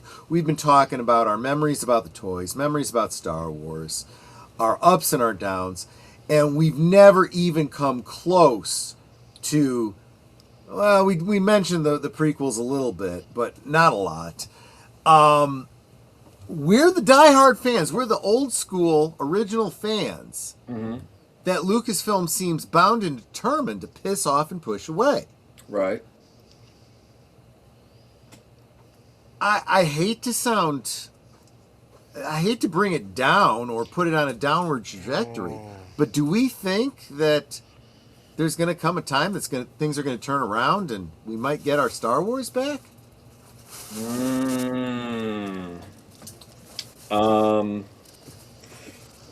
Hey, Boomer, you want to field that one? All right. Well, obviously, I think a lot's going to depend on box office, how this movie does at the theater this weekend. I can tell you already, the early box office is saying this movie's going to bomb. The big test will be Starfighter. That's the other one they're doing. True. With Ryan Gosling. That'll be the big test, and he's still pretty popular. He came off that Project Hail Mary movie, and that's a lot to pin Star Wars popularity on. I don't think you're going to get a lot of Ryan Gosling fans who aren't Star Wars fans coming just because they love Ryan Gosling. I don't know. But my point is, I think the only way things change, if those movies don't meet expectations, then maybe current heads at Disney, because of course we've had a change in management over there. Maybe they go in and they maybe figure out what's gone wrong over at Lucasfilm. But that's about it. That's all I can think of.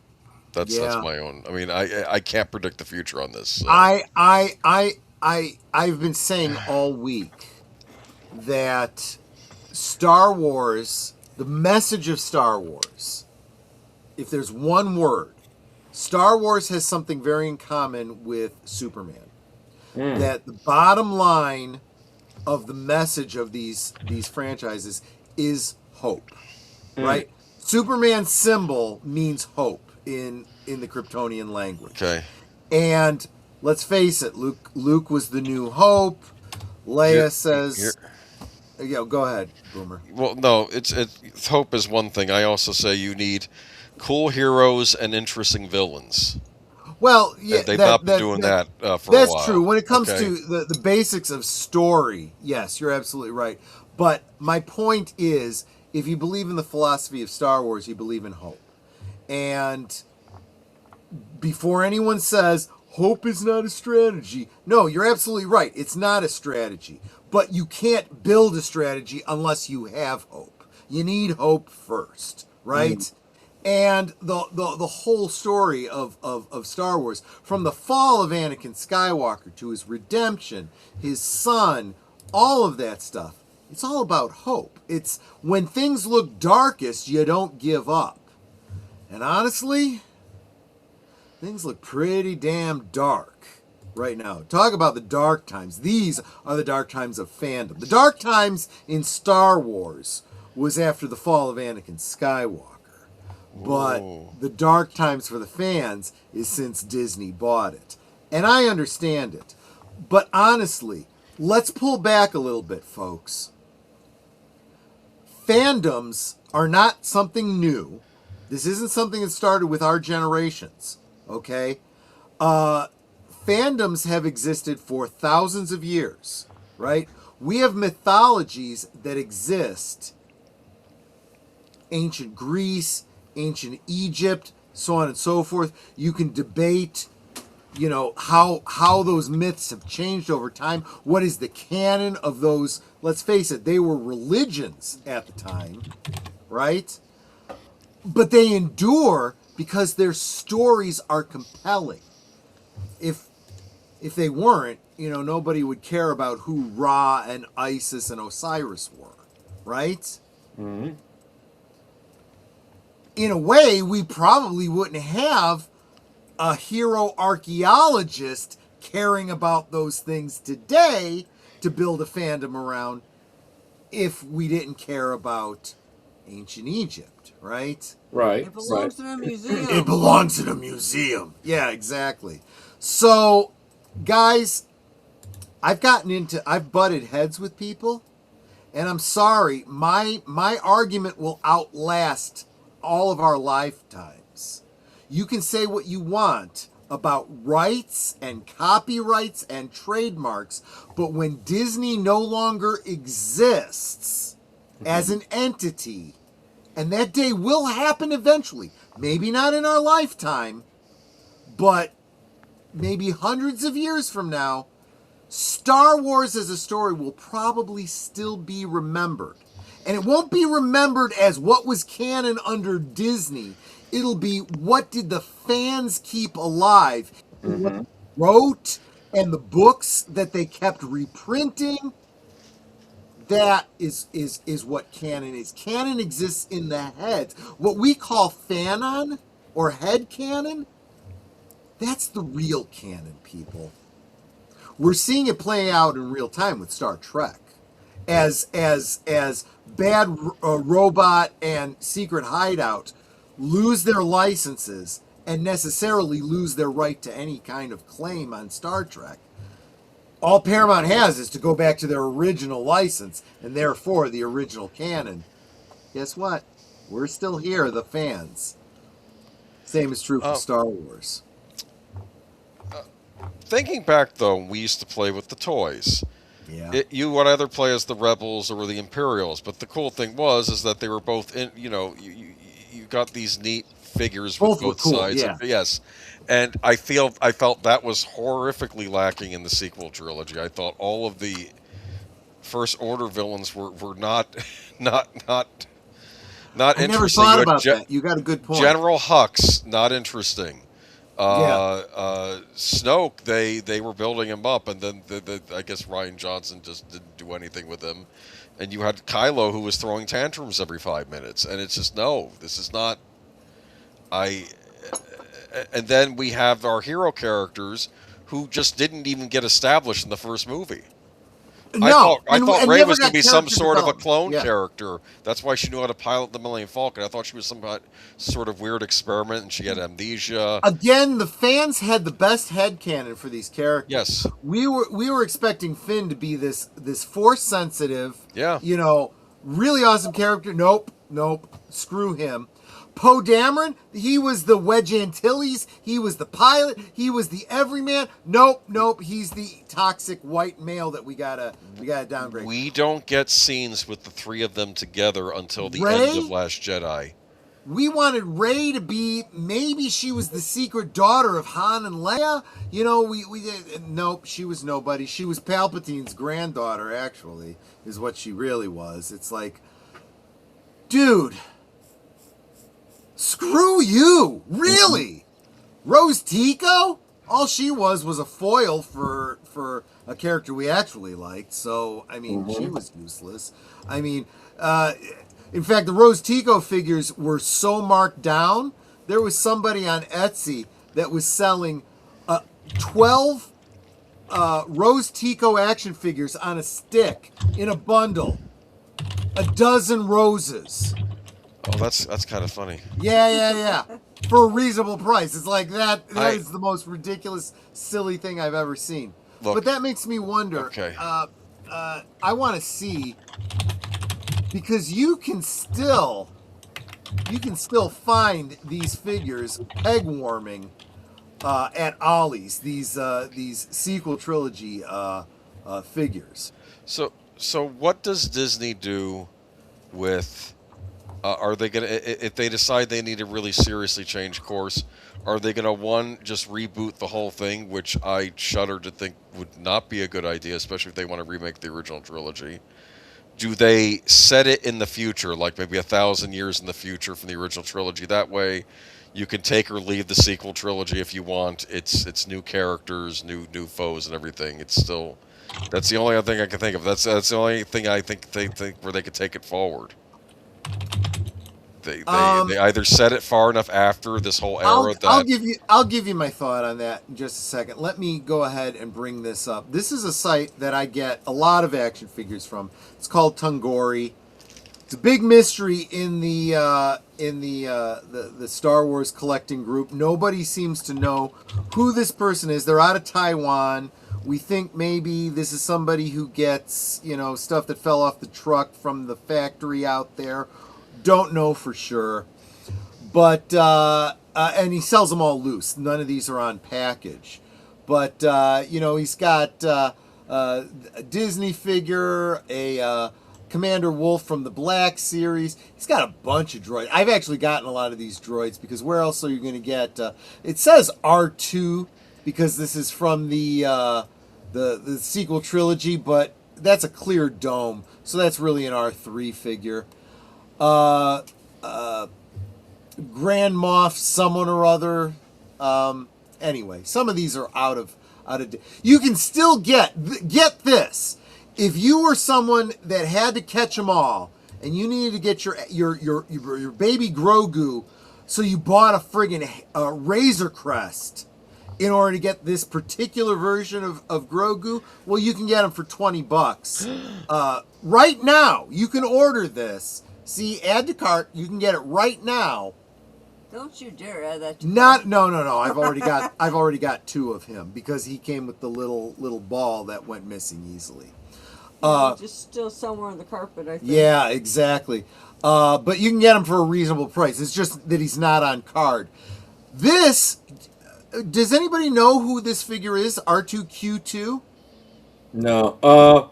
Yes, actually, he's Yes, he's on the Blockade Runner, isn't he? Yes, he is. Right. Yes, he is. And that's how I got this figure, was from here. The Black Series Han and Carbonite. Yeah, some of these are from the cartoon series that I don't even know. But let's go further back. Definitely had to get him because this is the one that fights Lady Lumia from the comic books. But there's your Kyle Katarn. There you go. But yeah, finally we find, and he's marked down to $7.99, and he's still fucking available. While Kyle Katarn is $32.99. Is he still? He's out of stock though. He's not even available anymore. But you're right. When he was available, he was $33. Right. That's right. Let's go further back. Do we find any other? There we go. We got a Rey. Oh, she's out of stock for $30. You can still get a Stormtrooper First Order for $8. Right. Captain Phasma, $10. That was a wasted character in that sequel trilogy. She was actually one of the few I was actually interested in. Then they just knocked her off in the second one. Yeah. I just. Catch this. This is where you were able to get a hold of your Princess Leia, Slave Leia, and what? That's not allowed anymore. You can't call her that either. Right.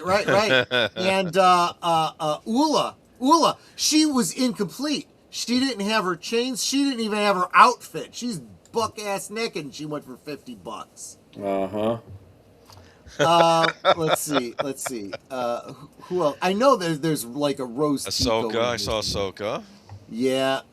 I'm looking for the sequel. There's not even the sequel ones get buried here.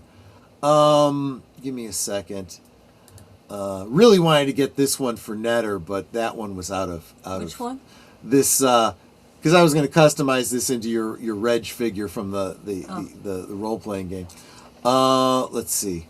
You have to go all the way back. Okay, here's a Rose. Ray. Ray, excuse me, going for $7. That's still available. Snoke is still available for $6. Mm-hmm. This Kylo is out of stock, but this Knight of Ren is available for $12. The what? Still sitting there, waiting to be bought. Still waiting. The Knights of Ren.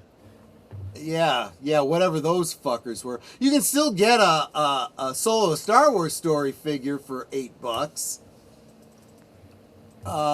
Yeah. This is how well these effers are selling. Yeah, she's out of stock, but I did manage to get one of those. Let's see. Where are the Vespa kids? They never got an action figure, and they probably never will. That one's out of stock, but that was going for $7 when it was available. Yeah, Jyn Erso is out of stock as well. Really? I think you can get her at Ollie's. You would think that you'd be able to get a Caspian Andor for, but you know. Where's Babu Frick? There was no as far as I know, there was no Babu Frick figure. And then we get into, of course, the retro figures. Here we go.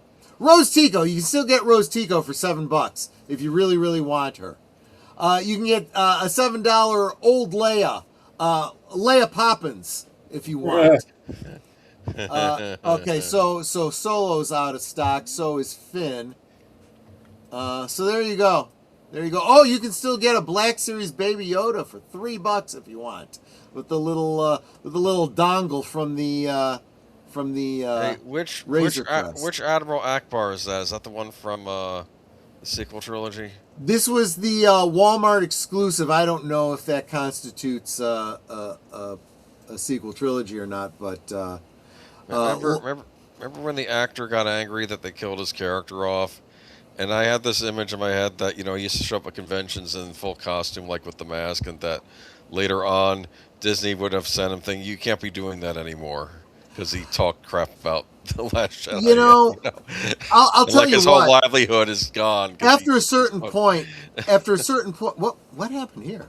I don't know. After a certain point, a lot of these fans, a lot of these stars that were no longer going to be working with Lucasfilm were like, screw you. I'm going to do whatever the fuck I want. I'm not going to make any money off you ever again, so I need to make money where I can. And they start going to the conventions. And actually, what's his name? Robert O'Reilly, Gowron from Star Trek. Mm-hmm. He was told he could not appear in costume. What? For the longest time. And eventually said, you know what? Unless you're going to have me back, I'm going to start going to conventions in costume because I got to make money. And if I'm not going to, and you can't tell me I can't. Right. Because I'm not under contract with you anymore. And if I buy the costume myself, I'm cosplaying just like any fan would. Right. And sure enough, he started showing up at conventions in costumes made by the same person who made my costume, with foreheads made by the same guy that made my foreheads. And I'm sure he forensically matched it to his original headpiece from... Well, he asked them, and they were like, look, you didn't hear it from me, but yes, this was cast from the same mold that made yours. And he was like, yeah, I figured. And it fits him perfectly. But yeah, I mean, the fans, what is it Retro Blasting always says? Fans are doing the best work. Yeah, they We are. really are. I would go to conventions in the Klingon makeup and stuff. And what's his name? Worf. Michael Dorn. Right. Said to me, he goes, who did your makeup? I said, I did it myself. And he said, how long did it take you? Right. I said, no, about a half hour. He's like, it took me almost 5 hours having it done by someone else professionally. Right. I'm like, the people that are the fans have learned what all of you guys do, but when you do it yourself over and over again, you start to cut corners and you figure out what you need to do and what you can leave behind. And he's like, question that's here. impressive. Yeah. I may have missed it, and you may have said it and I missed it. Did you see that Jonathan Conroy had gifted 5 last call memberships? I did. I brought them up. I didn't say them out loud. Okay, but thank so you. I didn't miss it. You just didn't. I say brought them up, but I didn't actually say them aloud. Thank you. Thank you, Jonathan for all the Conroy. gifties. You are absolutely one of the executive producers of the channel, because he does that. He drops 5 gifted memberships from time to time. He's good people. He really is. Sorry if I didn't say hi to Drew Q. Welcome. A lot of new names here. That always happens when Michael's here. That's not why I have Michael on, by the way. I have Michael just because, damn it, I can't connect with him otherwise. Hell, I got to message him for a month before he even sees an invite. Look, I apologize about that. I don't know how that happened. I apologize. I really do. So then you see me messaging you on 4 different platforms, and you're like, "Are you afraid I'm not going to show up?" I'm like, "No, I just don't know how best to get a hold of you." So it's scattershot. I put it out on X, on YouTube, on Patreon. And that's not a criticism of you. That's a tacit self-criticism of me. Yeah. That's me saying, "Oh, have I garnered a reputation where I'm unreliable and won't show up?" No. I know you are true to your word, but getting your word by initial contact is the difficult part. It's been a weird couple months. I'll be. You have not recovered from your trip to Egypt. You No, really haven't. I haven't. I'm working on it. The channel bounced back nicely, and I'm working on some good stuff, but you're right. Me personally, it's like I woke up, the last few weeks going into months, and I'm like, the world is just weird now. Okay, I'm gonna out myself right now. Mm-hmm. Part of the reason that I didn't have Nate's video loaded, and I was late coming into the studio, and I may or may not have closing credits, I don't even know at this point, was because I was playing a game right up until almost go live, and I looked and I'm like, "Oh, it's 15 minutes! I haven't even made my damn drink for tonight. Damn it!" It happens. It happens. And this was let's say about 45 minutes before the show when I told him, "I'm going to go take a shower now. This is what I'm stopping now from doing my deep cleaning She of had the kitchen." time to shower, because do her hair, and I want to everything. make sure I have time to shower before the show. And I just get out of the shower, I'm combing my hair, and he goes, "Holy crap, the show's going to be starting in a few minutes." I'm like, "Seriously, dude?" Boomer, I think you and I, it's inevitable. We're going to have to do this whether you like it or not. What? I may have to do a stream about Fallout. I might have to. I've been spending so damn much time on it. I really should. Fine. It's just I should damn do a it. stream about Breath of the Wild, which I'm still stuck on. Is that Zelda? I was just gonna say, is that the kid with the ocarina? Yeah, it's the newer one of that. It's more open world, much like the like your Fallout game. It's an open world. Wait. What? Wait. Boomer ocarina. Yeah, exactly. Hold on. Wild. So, you said you're stuck on Breath of the Wild. Yes. All right. So. It's all I know. I'm just going to put this out there. And if you like it, you can keep it. And if not, you can throw it right back. Okay? I was a big Zelda devotee. It's one of the reasons I bought an N64 just to play Ocarina of Time. So I get it. I love Zelda. There's no denigration of Zelda coming in this conversation. Zelda's... I even took a picture of a great Zelda Link cosplayer that I put on the MomoCon photos on Patreon. So I only played Breath of the Wild part-time because occasionally Melinda would call me up from the studio when I was working on a video because she was playing it on the Switch, and she wanted me to assist her with a piece of it here or there, whatever. Now, I played through a lot of it because of that. But I would also play through the parts where it's like... I guess what I'm saying is, I solved that game with only like 20% of my attention on it. So what exactly is the holdup here?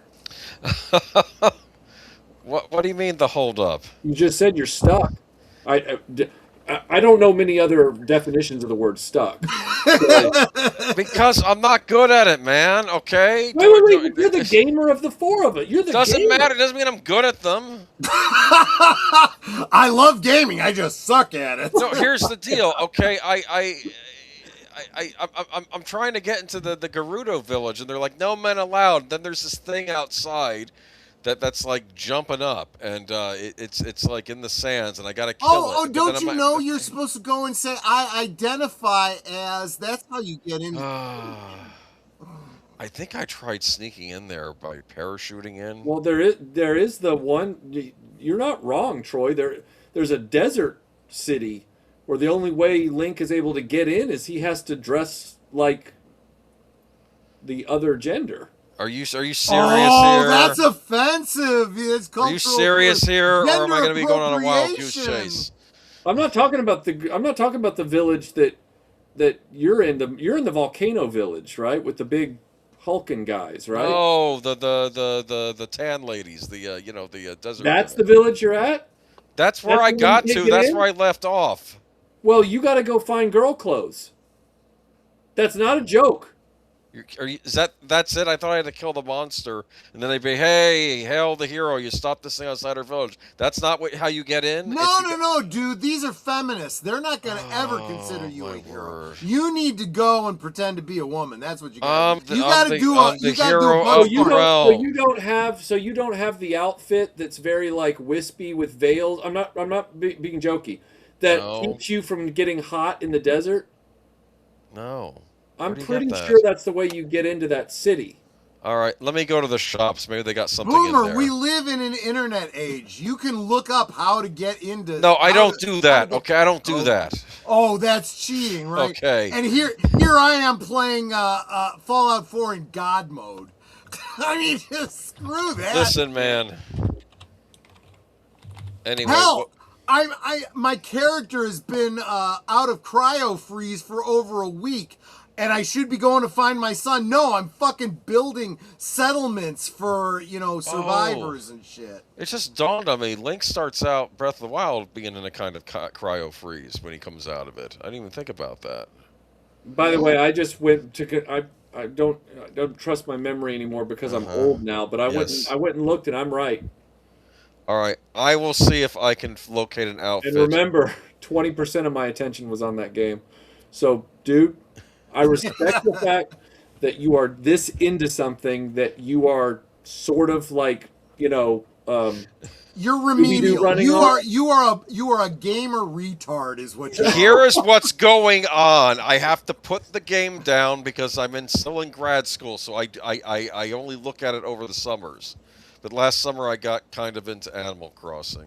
So there's this. Why? I know what you're thinking. I until you try it, you don't understand. What are you, a 13-year-old girl? No, it's not. It's not a girl series. Why is he playing a game called Animal Crossing and I'm playing a game called Squirrel with a Gun? Like what? There's a disconnect here somewhere. Goat Simulator. Right? Okay. So Boomer, there's an anime that I saw several years ago that I think you might really relate to. What is it? It's called Bokuben, and the premise of it is that a kid who's works hard in high school and he's gotten good grades. He's not the valedictorian, but he's respected.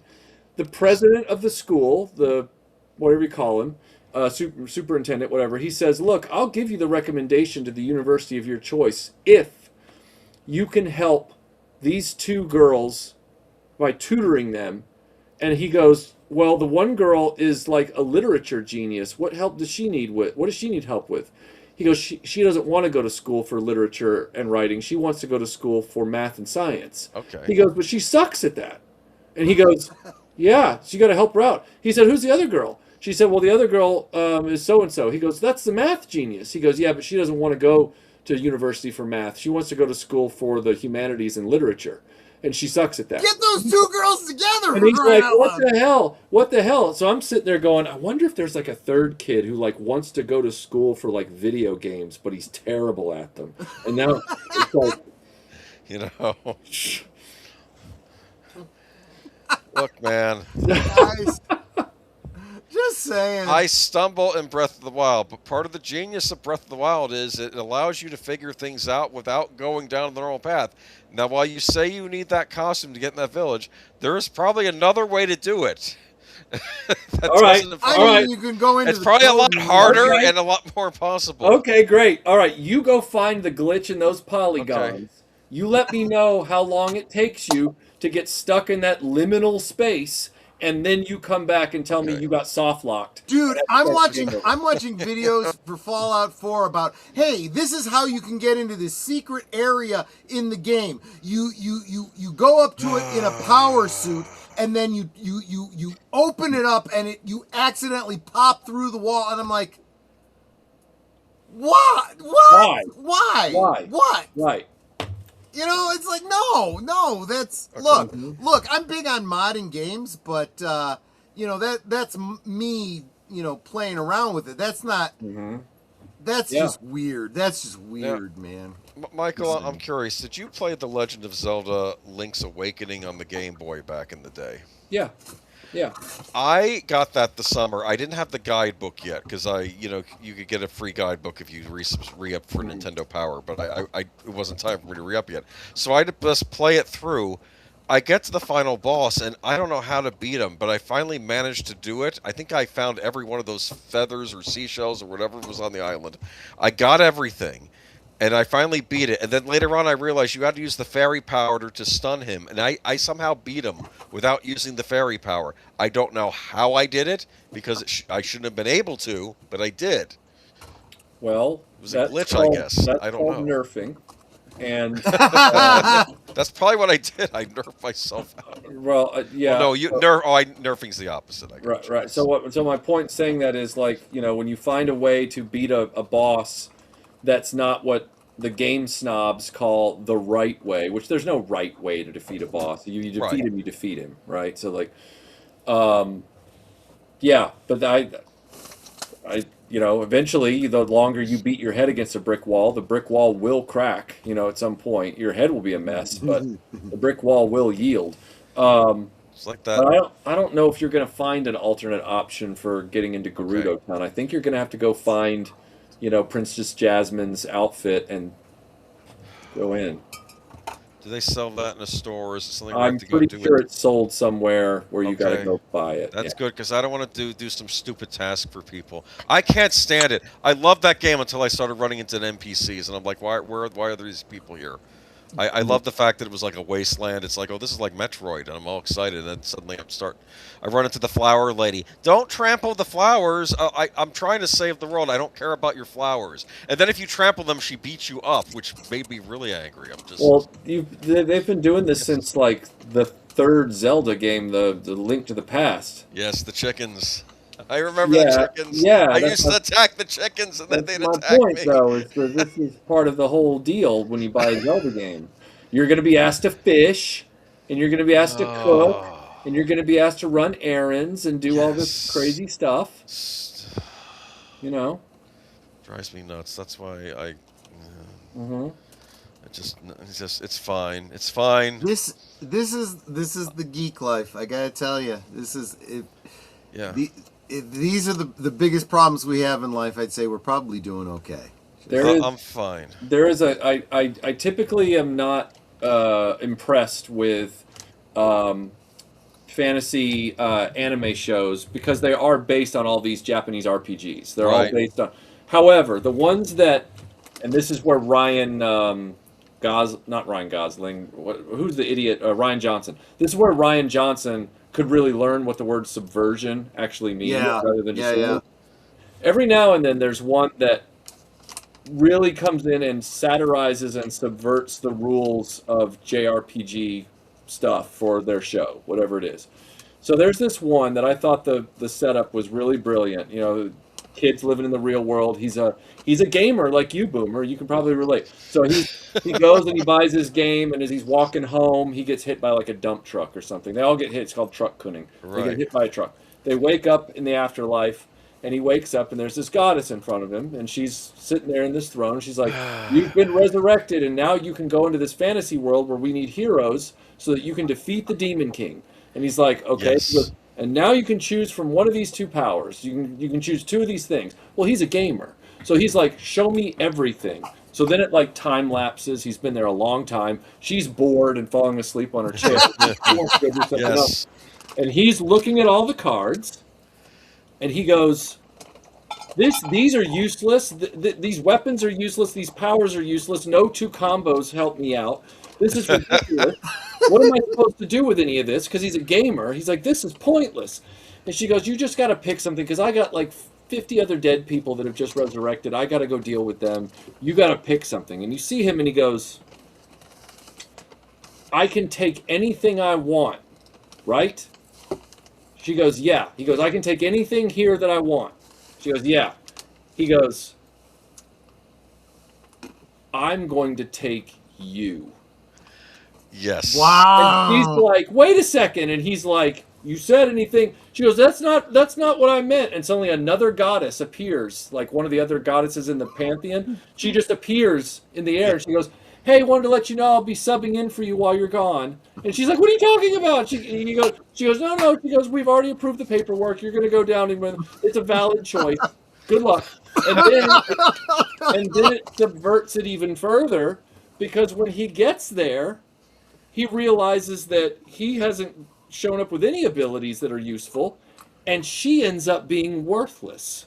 She's like a complete, basket case idiot. Like she can't do anything helpful. Does she even have goddess power, or is she just immortal at that point? No, she has goddess powers, but she's an idiot. Like she's completely, helpless and pointless and all that kind of stuff. Like she's not somebody you want in a crisis. Like, and she doesn't know what to do because she's always. I saw this a while back. You feel like you saw it a while back? Yes, I have a sibling that shows me all these things, and I always forget about them after I watch them. But this was the one. What was the title of it? Konosuba. Yes. Because then later on, I watched Isekai Quartet, where they had all the different Isekai characters in a school setting. Like they just showed up at a high school, and they're like, "Why are we here?" So there's the guy from Overlord. There's the Tanya the Evil is there. I think Shield Hero shows up in the second season. So they're all. It's a lark because they're all from these different Isekai shows, and you wouldn't typically see these characters even interacting with each other. And but a lot of those shows aren't very good. The point is that there's some. Shield Hero was okay. It's all right, depending on who you talk to. Okay. But yeah, like I think that for you, as somebody who plays a lot of Zelda, I would think that you need to go find Princess Jasmine's outfit and just accept your fate. For the love of Mike. Why? I think you'd look good in a diaphanous dress, Boom. Anyway, I don't know. It's dangerous to go alone. Take this veil over your face. Yeah. I know you're gonna get caught at some point too, or I don't know. Oh no, you're gonna have to scene with one of the men or something trying to make a pass at you. That's gonna happen, I'm sure. Is he cute? No.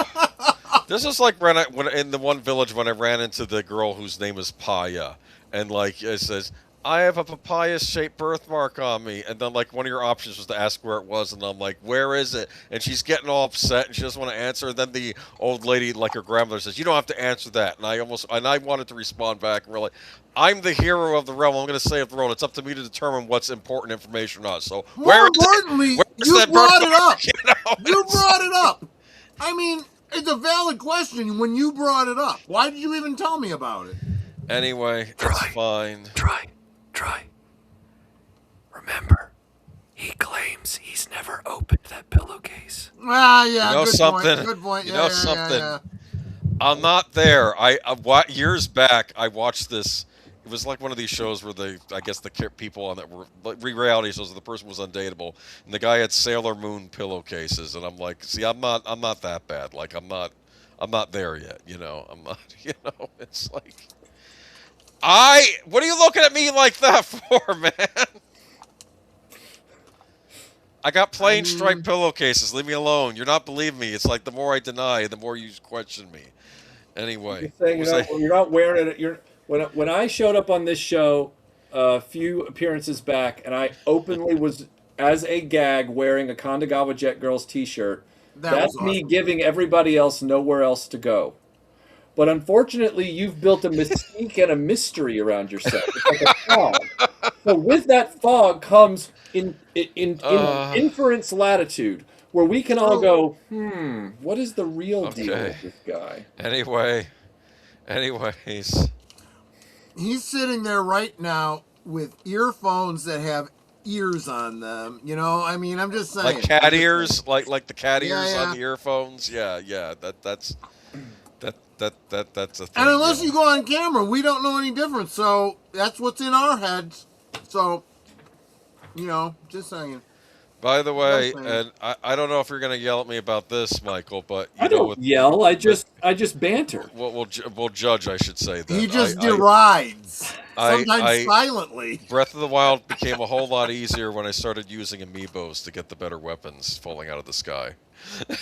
Oh, okay. That's a transition here. If you Weapons guys are have crap in not that game. seen, if you guys have not seen Michael French's Rogue One deep dive, you're missing out. You really need to check that out. It's definitely worth your By the time. way, need I say that it was a wasted opportunity that when you use the Donkey Kong amiibo, the bananas don't fall out of the sky? Why, Nintendo? It's just normal stuff. It should have been bananas. That would have been perfect. Why? Just it's fine. seriously, It's fine. seriously. Whatever. Okay. Let's start wrapping this up because we I want to talk about Zelda for another hour. Okay. No. I don't know how we got off of Star Wars. Netter gave me a snack and I've been munching here just because, you know. Oh, dude, tell me that those are yours and not Melinda's. I can actually tell you honestly how we got these because Melinda watches a show called Falling Into Your Smile. It is a Chinese rom-com drama about a gaming team.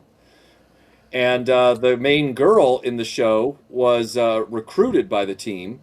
And when she shows up, they hand her a pink and white gaming chair to sit in. And she's like, why are they making me all different with my gaming station? Because she just wants normal equipment. And then they give her these exact headphones. And I said, Melinda, I'm going to find those for you. And she goes, okay. And I found them, and she wore them on a few podcasts and stuff that she was on.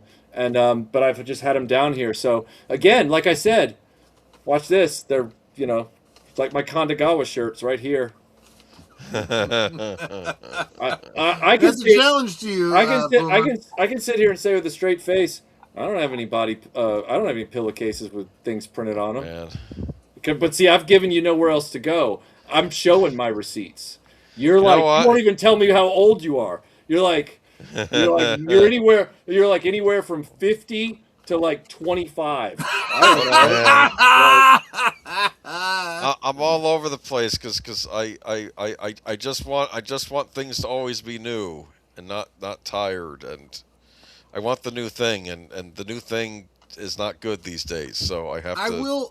I will be. That's why I treating Breath of the Wild like it's a new game, even though it's not. It's really not. I will say one thing in Boomer's defense. He's a single guy, right? You and I, Michael, we can go to our wives and say, "Hey, would you be interested in putting this outfit on?" Just saying. Right, we don't need a pillow. Right. So, man, maybe that doesn't help Boomer out much, but oh my goodness. Anyway, let's start bringing it in because we do this to Michael all the time. He always says, "Oh, you got the duration, you got me as long as," and we always take advantage. All right, wrap it up, dude. Wrap it up. I never even asked you, Boomer, if you had to work tomorrow, so you're probably. I would have said if I had to. I sure hope so, because you're screwed now. You got like 3 hours of sleep coming to you. But got everybody here, please. 2 things I want you to do for me before you go. Make sure you're subscribed to Retro Blasting. Some of you that are here tonight are here specifically because you're already subscribed to Retro Blasting. But make sure you're subscribed to Retro Blasting, and please subscribe to Aged Boomer. We need to get this effer monetized because he's been doing this way too long. Not to be, you know. He got 5 new subs, so he needs 125 more. He needs 125 just to get to that minimum number, and this is just sinful that he is not where he needs to be just yet. He needs to get that, you know, $1.250 from AdSense. Because, you know, that matters. You know, I might actually be inflating it. That's probably more than you get from AdSense these days. Just any rate. But, you know. There we go. I mean, put a link, you know, if y'all are inclined, you can check it out. Yes. All right. All the links are below. We got Michael. Okay. Yes. We got Netter, Aged Boomer, all the members of the channel. They are all linked in the description below. Please make sure you, that's the best way you could support. Just subscribe. Yes. Just subscribe. Right. If you've enjoyed what we did here tonight, you know, every Friday night, come hang out. Farty foxes are very welcome. And Netter loves the Farty Fox. She's very encouraged by the Farty Fox. It may be the best thing, from her perspective, the best thing I ever came up with for the show. So, but anyway. Well, you know, she doesn't wait now until after the stream. She needs to see it right up front. Shimmy left, shimmy right, Farty Fox is dancing tonight. Hearts go popping out his bum, wiggle, wiggle, here they come. Come. Cute as can be with a fluffy tail sway, spreading love in the silliest way. Farty Fox, you're the best. Boop, boop, boop, you're simply the cutest mess. Thank you so much, Lady Mist. You are very encouraging to Netter. Farty Fox. And I love that Michael went to the picture. Actually, she's really cute. I'm just saying. But anyway, so Michael, what have you got coming up that you want to share with the audience? Okay, I've got 3 videos in active production right now. So actually 4. God, my brain is just mush when it comes to video development. I have a big McFarlane Superpowers, the story so far about the progression of that figure line. We've shot a ton of B-roll for it. We've got a huge script treatment. I've just got to sort it.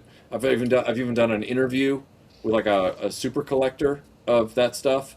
So I've got to get all that together and then get that ready so that I can film it. I'm doing a big video about this anime called Haganai, which even if you're not into anime, I really encourage you to watch this video because that show was off the hook. Really, really, really funny and really inappropriate. When I say inappropriate, I mean inappropriately funny, not like inappropriate like NC-17 or anything like that. And then I'm also working on a video about the Toy Biz Batman line of 1989 toy line, and I'm also working on a video about my trip to Egypt. So there's like 4 things actively going right now, and then I've got a bunch of other things that are in sort of early pre-production in the background. So yeah, and if you're not following Michael on Patreon, you missed out because he posted pictures from that Egypt trip, and he's not joking around. He wears that Indiana Jones hat like in real life. So he absolutely was going to be wearing it when he went into the tombs and whatnot. And it's got real mummy dust on it now. Yeah, so, that one, that particular hat, the group that I was with for 2 weeks, they told me you can't, after like the 3rd day, they said you can't clean it. Don't dust it when you get back to the hotel. Just let it endure whatever it endures for 2 weeks. I said, okay, yeah. I'm willing to do that. And people, were kind of like going, it's looking better and better every day. It looks amazing. And then at the end of the trip, they told me, they said, when you get home, you need to put it like in a display case and not ever clean it. So yeah. It's in a display case, not this hat, but the hat I was wearing at the very beginning of the stream happens to be an exact duplicate of that one that I had made after I got back from Egypt because I was never going to be able to wear that one again. So, yeah. Yeah, that's pretty cool. That's really, really cool. Boomer, what's coming up on your channel? Well, we have Geeky Geezers this Sunday, where we're going to talk about some of the recent news, like the Ronda Rousey Gina Carano fight, and unfortunately, a lot of celebrities passing away this week. I'm really hurting over Villa from Blake Seven. Yeah, just a lot of and actually, I found an interesting retrospective article in Babylon 5. We're going to talk a bit about that. Okay. I do.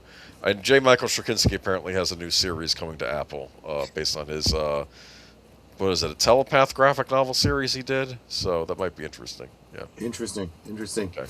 Netter, what you got coming up you want to share about? What day? This is Friday. Okay.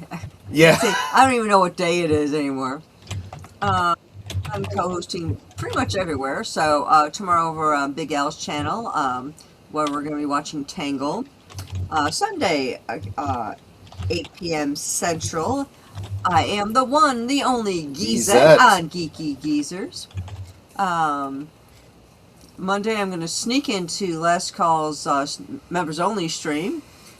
Which they haven't decided which movie yet, but It's either going to be the Hidden Fortress or the original theatrical release of Star Wars. One of those two. Yeah, I'm not a member, so I can't vote. Tuesday, I'm going to be simulcasting with Deleted Scenes, Age Boomer, and Troy, Twin Peaks. Yep. Followed by Troy and I simulcasting for The Granada, Sherlock Holmes. Yep. Wednesday, we got nothing going on. Well, actually, Troy does, because here we're going to have Right. See how I get to make out. Thursday, I don't have to get yet. Yeah, she's fading out. Can't hear her. No, I can hear it in my okay. thing. It's like, Thursday, I don't have a guest yet, so it'll be a shoot release. It's back up the next Friday, so. Guys, you know what's going on here. Every weekday. Am I going out too? Yeah. You're back now. You're back. Okay, yeah. Okay. Every weekday, noon Central, Liquid Lunch, and of course Friday night. Have we talked about what we're going to do next week, Boomer? Are we up for? You want to do the stream? Fallout 4 stream? We might as well just do it. You want to talk about Fallout 4? Why don't we do that? We could do Fallout 4. I can put in some stuff about Breath of the Wild too. Maybe we could do both. Or both of our open world obsessions. Maybe that's our two open world gaming there obsessions, we go. Yeah. And then the following week, let's do our monthly karaoke stream. Sounds good. Okay. All right. That's it, my friends. Thank you so much. Thank you so much, Michael, for putting up with my drunken shenanigans once again, and just hanging out with me. It really is an honor and a privilege that you are always so willing to come hang out with us. This is why I'm always talking you up on our streams, especially whenever the topic of toys comes up. Or James Bond, or Indiana Jones, or Star Wars. I'm saying, yeah, you might want to check out Retro Blasting. They're the guys that know they're over there. So I appreciate that. Cool. So got a really cool theme song. And he's got a really cool theme song. Yes. If you got to get back to the past, let's just say, he's also got merch that he never talks about. But I got a T-shirt.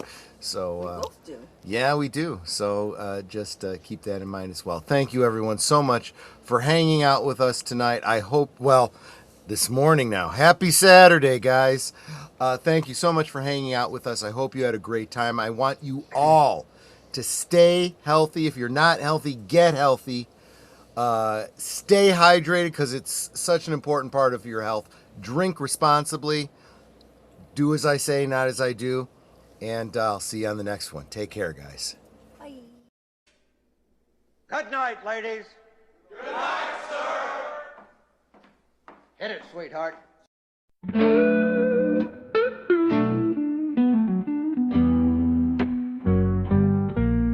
The neon lights are fading, closing time is near. Whispers cigars in the corners, secrets shared sincere. The bartender's polishing the final glass. Time slips away like moving through the grass. Last call for alcohol, make your dreams come true. One more round, friends, from me and you. Let's toast to the night, to the stories we've spun. Here's to the laughter and to what's begun. The shadows are dancing as we linger still. Every clink of a glass, a memory to distill. Beneath this smoky haze, our feelings they unfurl. A tapestry of whispers in this corner of the world.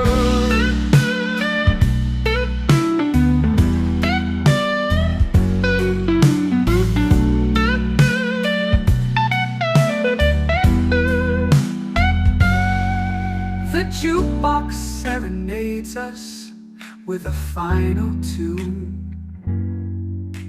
crooning to the lonely and the lovers under the moon.